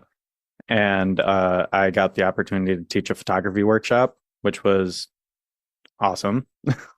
So I loaded up, brought my dad's Nikon F2 and Nikon F3 and everything to develop film, and taught them the exposure triangle, and just kind of sent them running. And I didn't talk about composition or framing or any of that stuff, because really I wanted them to just go and photograph their own city and explain how powerful your voice can be when you're out taking pictures, and the value of a picture. And even just walking through Novi Sad, and we'd go on photo walks and I would just point out every picture that I saw and was like, somebody took that picture. And you could kind of see them realizing like, just how cool of an art form photography can be. And so I developed all of their film and printed it all off on I have a Canon selfie thing, like little printer. Didn't think about this, but it takes a minute to print each photo. And there were 8 students in that session, and they each shot 2 rolls of film. And I printed off almost every one of their photos. Luckily, I had a great team with me that was able to help and keep that going. But the value, like once they got their pictures, they started trading them and signing them and like writing notes to each other. And it was so cool to share something that I'm so passionate about with the next generation, really, and built some really awesome relationships. And I hope to meet up with them again because it was really beautiful. And Novi Sad is, I mean, I know us in the West, we hear Serbia and we can't even place it on a map. But it's Eastern Europe, and a lot of people were like, is it safe to go there? And it's beautiful. The people once you get past their accent, like the people are some of the most gracious and loving people that I've met. They're incredibly hospitable, and they have a beautiful, beautiful country. So I was really thankful to get to go there and share about something that I love. I love the fact that you mentioned you let them run with it. Like I told you in the past, I speak with the local fine arts photography program. The teacher there, her name is Jen Eccles. She has such a great teaching style. It's so similar. She lets the kids run. You know, it's not about the rules, the exposure triangle, yada. I mean, she explains it, how it works. Yep. But I think the most important for someone, because they're intro, grade 9s are intro into this program. A lot of them never shot a camera before. So I think it's so important to let their eye speak for what they're looking to do. Yep. And then you can guide them. You don't have to critique their work. You just guide them into position. And I mean, it's so great to watch her let them run and find their own way. More teachers need to be like that. You know, there's teachers that are so strict and by the book, and your shutter speed was just a little too slow. Who cares? It adds character. Who cares? Exactly. So, you know, I always tell Jen, like Jen and I have created quite a good friendship. I tell her all the time, I mean, we need more teachers like you. We need people who let the kids experience everything, the failures, the successes, without worrying about the rules. And when they move into grade 10 or grade 11, they can start bringing those rules into their compositions and expand their knowledge. But if we start with rules, you're going to burn kids out. They're not going to want to do it. Exactly. You know, and she teaches them, I mean, they get to learn in the dark room, right? Like, how cool is that? It's so cool. Yeah. Well, and that was the thing for me. I'm like, when I was coming up with the curriculum for this, I'm like, I don't want to just walk around with their phones. I don't want to bring one camera that they're going to share. Like, how can we do this? So we had 3 cameras. Somebody else on my team brought one of her cameras, and they did have to share because we had 8 students. But I really wanted them to experience film photography. And so I developed it in front of them. They saw I pulled the negatives out of the tank, and they were like, that's the craziest thing we've ever seen. And then I had inverted them in Lightroom, and they're like freaking out, like, this is magic. And it's like, that was my intention. I wanted them to feel what it's like to go out, take a picture, and then see it physically instead of on a screen. The only digital part of the process was obviously scanning and converting it on my computer, but like there's so much digital photography, and you don't think about it. I remember we went out and we were taking pictures, and I just gave these kids that I don't know a couple of my dad's cameras, and they're running around, and I'm like, oh man, one kid, I'm like, he just ripped through that roll of film, didn't he? And I'm like, Tihon, how much film do you have in there? He's like, it says 12. I'm like, wow, like you're like they were taking it so seriously. And I think that's because it was film and not an SD card that they could just rip through. And so you really got to experience um the like what do I want to take a picture of? And so we went on a bunch of photo walks, and we went on a walk to an abandoned train station, and there was only one student. The rest of the students that were in my course or my class, they were all Russian, because Serbia is one of the only places that allows people to flee from Russia, and so they all spoke Russian and a little bit of Serbian. One guy speaks Serbian, and we're walking to this abandoned train station, and there's a sign in Serbian outside of it. The gate is wide open, and the kid like leans to me. He's like, "Hey, it says no trespassing, don't enter." And I'm like, "Not to me."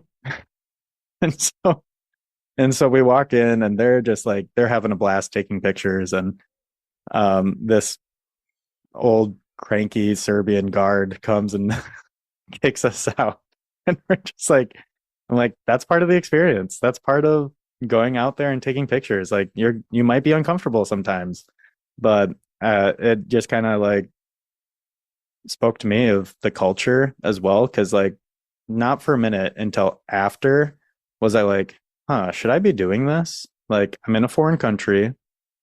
I have 8 students that they spoke some English.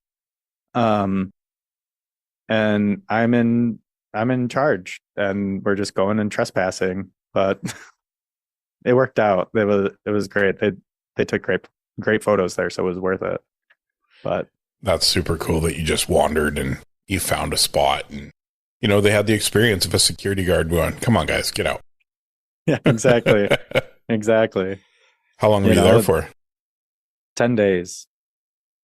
That's a big trip for 10 days. It was a lot, but it was incredible. Honestly, it was so cool. I had never been to Europe before. And just to experience the Serbian culture and how they go through life. And I got a tattoo while I was there, and the artist was like, "Oh, it's a good thing that you were here this week, because next week I'm going to Greece for a month." I'm like, "Oh, for work? For what?" He's like, "Oh no, just vacation."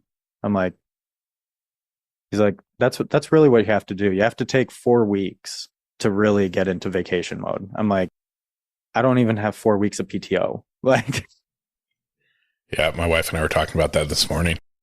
I mean, I haven't had more than 2 weeks in years. Yeah. And you're like, how many years do I have to work to get that next week? Yep. Right? It's that quest where, European people in European countries have the right thing. Yep. Like they have it figured out. We're just so stuck on having money and working and making more profits, and then beating those profits the next year. And I'm so done with that. Me too. I'm right there with you, my friend. So I saw recently the Coast Guard Festival was in your neck of the woods. Yeah. Why don't you explain to people what that is?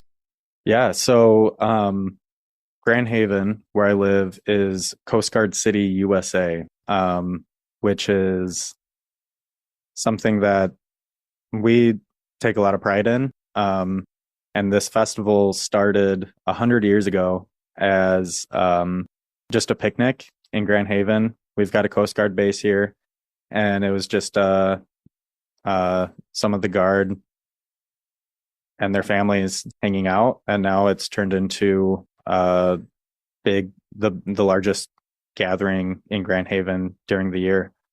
And so we have a lot of festivities. A lot of Coast Guard boats come in, and you can tour them and everything. My daughter's terrified of the boats. She loves seeing them, but she doesn't want to tour them. So I'm hoping to next year get her to go on a tour, because I've not done it since I've been an adult. And so I'd love to go in and take pictures and do all that. But that week for me is like, specifically the Saturday night is the best street photography that West Michigan has to offer. We've got the most people in town. We've got the fireworks, parades, all those things. And it's just like, it's such a fun week, and to take pictures and show really what West Michigan's about is really, really special for me. Yeah, it must really get a different juice flowing in your brain when it comes to capturing images. Yeah. It sounds like you live in a smaller town, kind of like what I do. And yep. on the average, you're kind of like, shot that one 100 times. Yeah. Yeah, exactly. And that's where I'm struggling right now. I'm struggling with where I live because I don't see it like I used to. Yeah. I go to take a photo. I'm like, am I really taking another photo of this staircase in the alley? Yeah. That's the same bench. Yep. So I don't know if you heard, I talked about it recently, of my new project of shooting just a Ricoh GR3X for a year. Yeah. Yeah.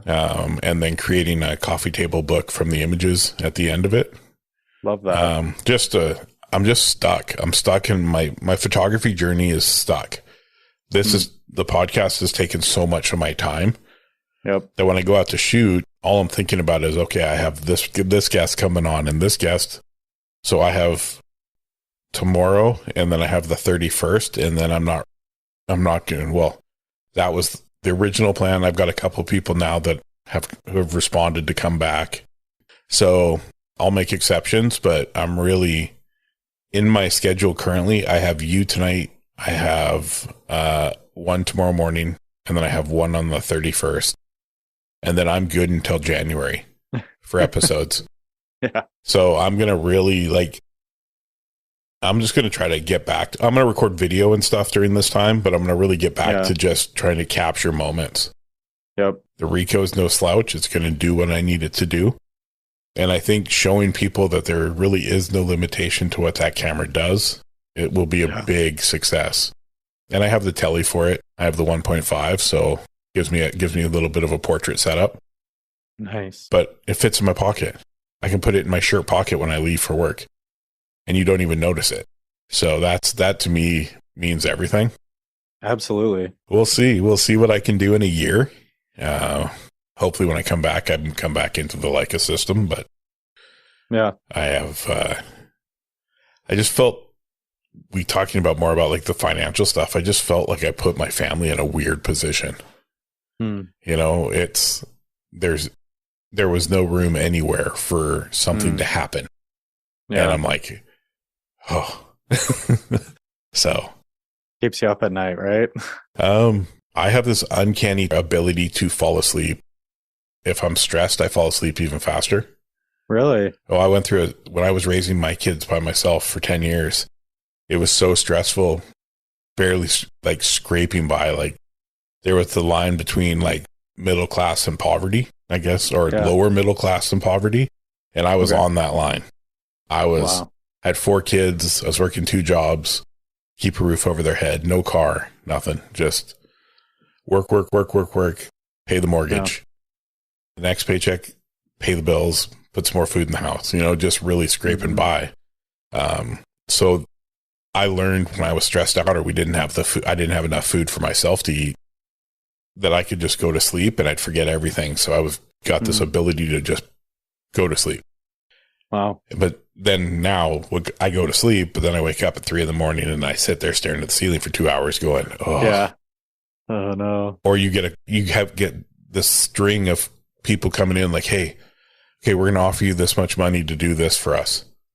And you're like, awesome. Okay. I really like what you're talking about. It kind of goes with my brand. Like, perfect. Yeah. Let's do it. And then radio silence. Yeah. And you're like, man, I could have used that $5,000. I could have used that $10,000 to really make a dent. But, it's part of life. It's part of this journey. And if you're afraid to jump because of a financial commitment, sometimes, man, believe in number one, and it will pay off. Absolutely. So. And the thing is like money comes and goes, right? And the ability to make things that you're proud of, but also make relationships, that's what you hold on to, is those relationships. Yep. And that's what's really important. And sometimes that is putting your family first, right? And guarding those relationships. And that was a big revelation for myself. I always thought I was putting my family first by working so hard. And in reality, I was putting my job ahead of my family. You know, so like last night, my stepson, I brought him out and I'm like, I know I'm tired and I can be grumpy and I can be snappy, but dude, I am so proud of you. Like, I love you to death. Just keep pushing, keep doing what you're doing, and you're going to be great. You know, just know, even when I'm not laughing or having a good time and I'm stressed out, I care that you're awesome, you know, and that for me was a big step.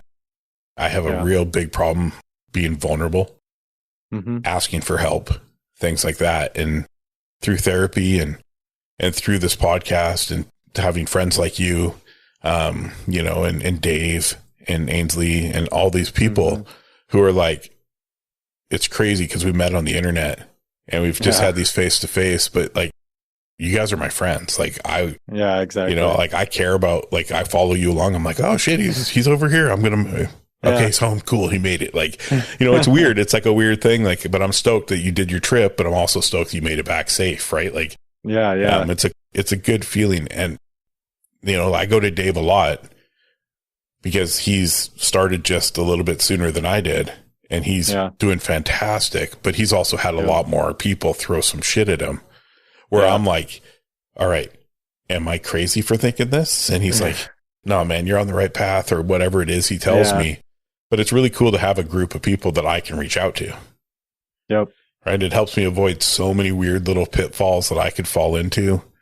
And it's been a great experience, but sometimes, even though we think we're doing it for our families, we got to step back and look at the big picture. Yeah. And I think of all the, you know, my stepdaughter's an amazing singer, and I've missed all her performances because either I get off work late or I can't get off in time. You know, and I've missed so much in my family because of work. Yeah. And, you know, this is really the first year where I've made my work not a priority. My work now, as much as I love what I do, my work now is just a paycheck. Yep. I go there for a paycheck, and then I come home and my passion is this. But with this, I'm learning now that I can slow it down. I'm in control of this ship. So no more multi recordings in a day. Yeah. At one point I did 4 in one day. Oh man. Like the whole day. Luckily my family was gone on vacation, but I was exhausted. I couldn't talk the next day. And that's just too much. So it's learning balances, and I'm learning so much in my own life, right? So, you know, it's worth it to push yourself and put yourself out there and be ready and willing to say yes to opportunity. Yeah. But it's also cool when you learn, like, I don't have to do this every weekend. Yep. You know, if I decide I'm only going to go to 3 episodes a month, I'll go to 3 episodes a month and it'll be fine. Exactly. You know? Over Christmas, I may not even put any out. I might do a greatest hits and just put clips of all of the different episodes up, right? That I like. You're in control. Yeah. And I worried, like I missed a couple when I got sick there a few months back. Yeah. And I was so stressed out. I'm like, oh my God, I'm like, one time I sat up, barely able to breathe, coughing my lungs out, editing for 9.5 hours. And I slipped it up just in time. And I was like, yes. And I get messages from like Bettina. She's like, rest.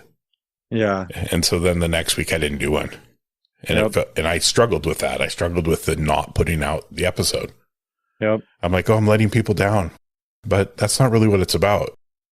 I need to put myself first for my health to be able to produce the show the way I want to, or have these interviews with people. And it's a big learning process for us all. And I really think that it's worth it, whether this show takes off even more than it has and it blows up and it's huge and it's bigger than my dreams that it could be. Or if it just stays the way it is and consistent and people love it and we're having a great time, I'm super cool with that too. Yep. So don't worry about followers. I posted a new hashtag yesterday, and I've had a few people reach out saying, man, that hashtag is the best. And my hashtag is, I post this shit for me. Yep. And that's it. It's not because I want value of the swear word, but that's how I feel. I don't post this for anybody else. I post this so I can look at it and be like, you know what? I like that photo. And if other people like it, that's a bonus. Yep. So, what, another tangent by Lukas and Tyson. There we go. New spinoff, Tangents by Lukas and Tyson. Well, that's what's cool. I mean, it means like that, we're just comfortable talking, and that's all we're doing. We're just having a conversation. Got any projects coming up? Or I know you're working on a book, right? Yeah. I'm working on the Life on the Pier. Yeah, that was series. it. Sorry, I had forgot the name. No, you're good. And it's coming together. I think I have most of it shot. Now it's just about editing it down. I'm having trouble figuring out when it's done. So I'm a shooter. I love shooting. So it's really easy for me to do that. It's a lot harder for me to sit down and cull and edit my work back and do that. So I'm taking an intentional step to start doing more of that. Actually this week, by the time this is out, it'll definitely be out. I'm doing a video talking about culling your own work, because I think as photographers, especially in the social media age, like Instagram just recently made it so you can post 20 pictures. Like nobody needs to be posting 20 pictures on an Instagram post. Like, exactly. I just started because of the Rico project.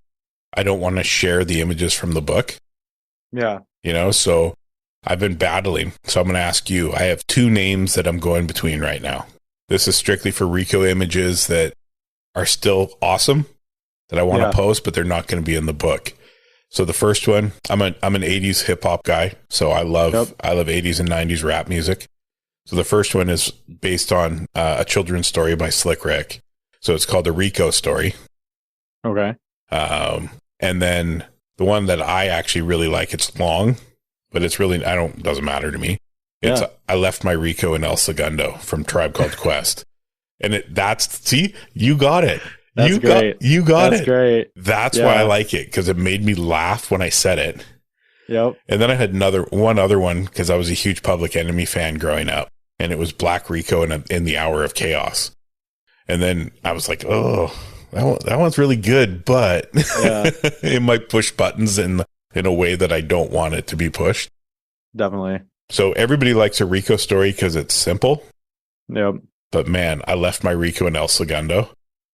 And so good. And then in the bio is their next line, I got to get it. I got to get it. Yep. Yeah. So that's, I think, the one I'm going to run with. Just because it's hilarious, and I love Tribe Called Quest. So well, and you got to have fun with it. Yeah. Right. Like we can't take ourselves too seriously. Exactly. That's one of my things. Like I left to myself, I can take myself way too seriously. And I just need to remind myself to have fun and to enjoy it. Yeah. Because that's really what it's about. Like sharing work that brings emotion.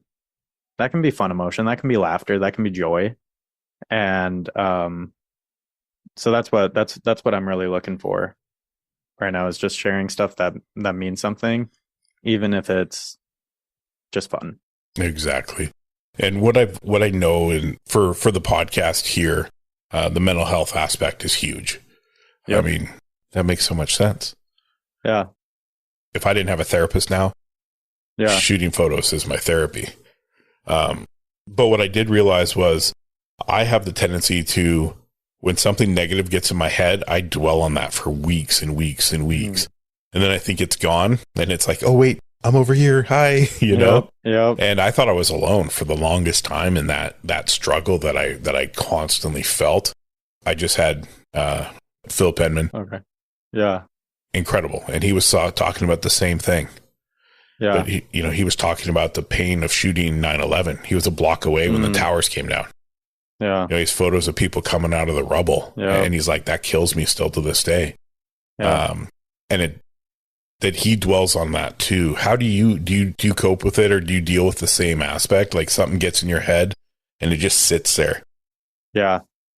Dude, all the time. I was actually like, so I save encouraging messages from people. I'll screenshot them and put them in my favorites album. And whenever I get to a spot like that where I'm like just dwelling on something, I go back to those things and I read the encouragement from other people. But even just going, and it's weird because I haven't done anything as epic as tragic as photographing 9/11 or anything, but just like going to doing street photography in my small town, like sometimes I think a lot about I do think a lot about the ethics of it and trying to do right by the people that I'm photographing. So like I have my own rules for it. I posted a video on that and I made the street photography community kind of upset. Some people were not stoked about some of my rules and saying that I'm calling out some of the greats, and I'm in no way doing that. It's for me personally in my own small community that I do ministry in. I don't want to make my church look bad. I don't want to portray anything negative on other people in my area. But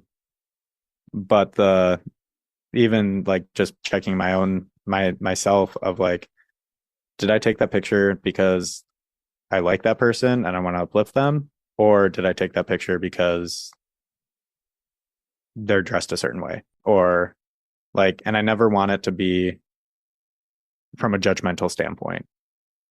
And I'm not a photojournalist. I'm not like out doing jobs of like, journalism, but I want to take the pictures that, like I said, like make people feel good or make people uplift people.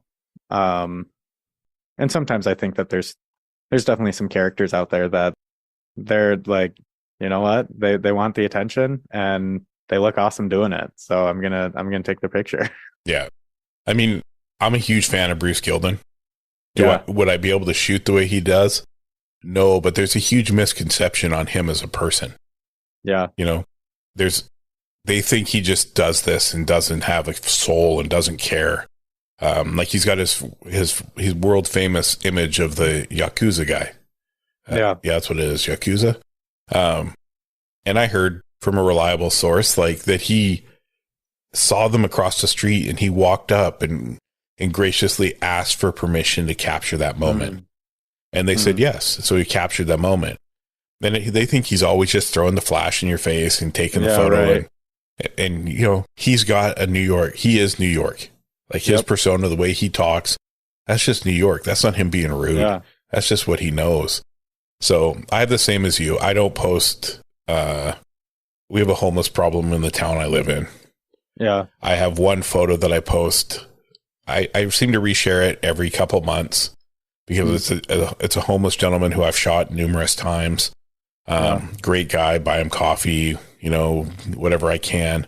But I saw him one morning and he was walking away, and my town tends to put these murals up that say, so it had this bright mural and it says enjoy life as he's walking away in the morning with a blanket over his head because he just slept on the sidewalk, you know, and it's such a contradiction of what they're trying to preach and what they do for these people.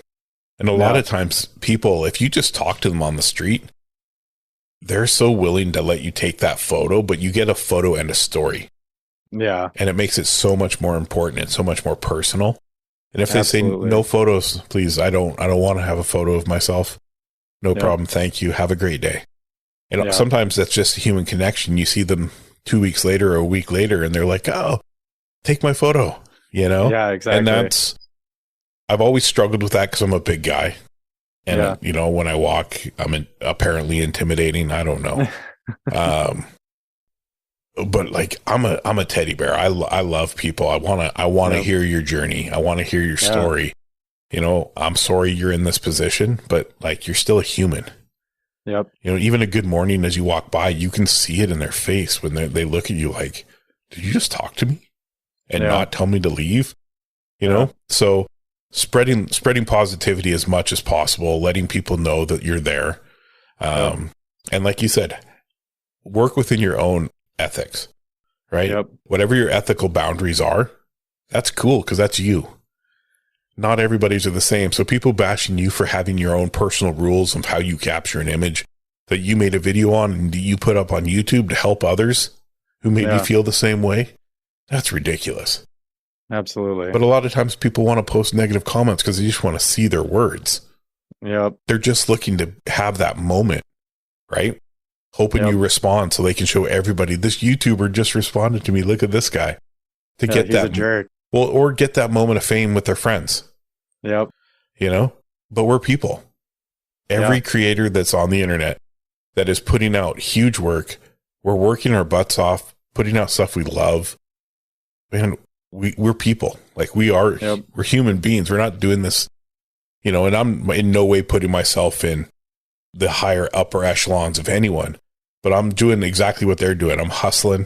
I'm trying to make a good product, and I'm trying to continue to enjoy this craft just like you do with your, you know, with your YouTube channel, and you're taking photos and doing this book, which I'm super stoked for. So please, you know where to send one as soon as they're done. Yeah, for sure. I got you. But like, you know, I just love what people do. Yep. You know, Karan from Hobolite calls me the world's best cheerleader because I push everybody's stuff, man. I love other people's work, and I see it and I'm like, oh man, you don't follow this guy, you're missing out. Or like, you know, look at this freaking bomb ass photo. Like this thing is insane. Yeah. And you know, you put a video out, boom, I share it. And that's my way of being like, that's my brother. I'm going to do what I can to get other people looking at it that maybe don't know about him. And that's just what I can do for you because it doesn't cost me anything. Yep. All I can do is bring you a new fan. And that's what it's about. Like, let's share each other's work because it costs nothing. Absolutely. If you have people that you're super excited about, post them, talk about them, you know? And, you know, like today I did Rob Frames. I don't know if you're familiar with him. Dude is like, he's a military veteran. He is a friend of Uncommon Sight, but his photos blow my mind on a daily basis. There's something about the way he edits. It's rob.frames with a Z. There's something about the way he edits, but the way he captures things. And I'm always like, you know, he'll post stuff about, oh, I'm losing more followers. I'm like, dude, the followers that you lost don't matter. Followers don't matter. All that matters is the people that follow you to see what you do. Those are the people that matter. Because, dude, your shit is good. It is amazing. Yeah. You're incredible. And he's like, oh, man, I appreciate you. And I'm like, I appreciate you. And it doesn't matter if you have one follower or if you have 10 million followers. If I like what you do, I'm going to be your biggest fan. I'm going to put it up there. You put a video out, you have a book coming out, you do a video for Hobolite, which is near and dear to me because they take care of me. I will share it. I will talk about it. You know, I'll take your video and put my discount code on it. Sorry, but I will because we have to do whatever way we can, man, to try to bring in any amount of income that was going to help me as a father, as a husband, you know, as a creator. trying to make sure that this can continue. Yeah, absolutely. I'm hustling. And, like I said earlier, I am so grateful for your friendship. I'm so grateful for Dave. I'm so grateful for Ainsley. Karan has been a guiding light in my journey. I could go on for 50 people, 60 people that I've had the opportunity to speak with, or that have come into this group in the last 5 months or 6 months, 7 months, whatever. I've been doing this now. And it's unreal. So dude, just keep doing your thing. Every time I see you posting a video, it's always going to get at least one share, because I'm hyped Appreciate for what you. you do, dude. I mean, your stuff is crazy. You're doing it in a small town. And I love that. I love that small town feel, because you can see you love where you live. Yeah. You capture it in a way that people are just not taking a snapshot of that place. You're like, okay, cool. Like, look at this, and I've never been in that area, but you just posted this one here. This, looks like a Ford truck on a farm. Yep. Right. And that to me, so I'm a Ford lover. Yeah. I might be one of the rare breed, but seeing the red barns with the white roofs, and it's Midwest in my brain from Twister and all these other things. Right. Yeah. And I see that and I'm like, dude, he captured that moment and it's perfect. Thanks, man. So I'm a huge fan. That I'm always here. You ever need to talk about anything, man, my door is always open. And, do you have any advice for, how about you just drop some wisdom of what you've learned over the last 15, 20 years, whatever it's been that you've been shooting photos for a living. Drop some wisdom for people that are just getting into it, that really want to make this their life, and they put their blood, sweat, and tears into it every single day. Yeah.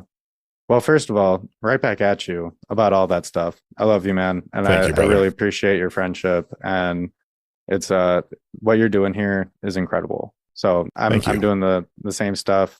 I was just sharing your podcast earlier today. Oh, appreciate that. It's so good. I appreciate the compliments. I appreciate you sharing the podcast. I've seen rapid growth every single episode. That's incredible. And for me, that some people get upset if they only have 30 listens. Sit in a room with 30 people. Yeah, exactly. That's how many people are sitting there giving you the time. Like, amazing. So I've had a few that have done amazing, but every other episode's at least hit 100. Yeah. That's 100 people. Like, what? Yep. How cool is that? And they're worldwide. I think we checked last night and we're in 46 or 47 countries now. That's incredible. So, it's all because of people like you helping me out and sharing my words and being willing to come on and share yourself.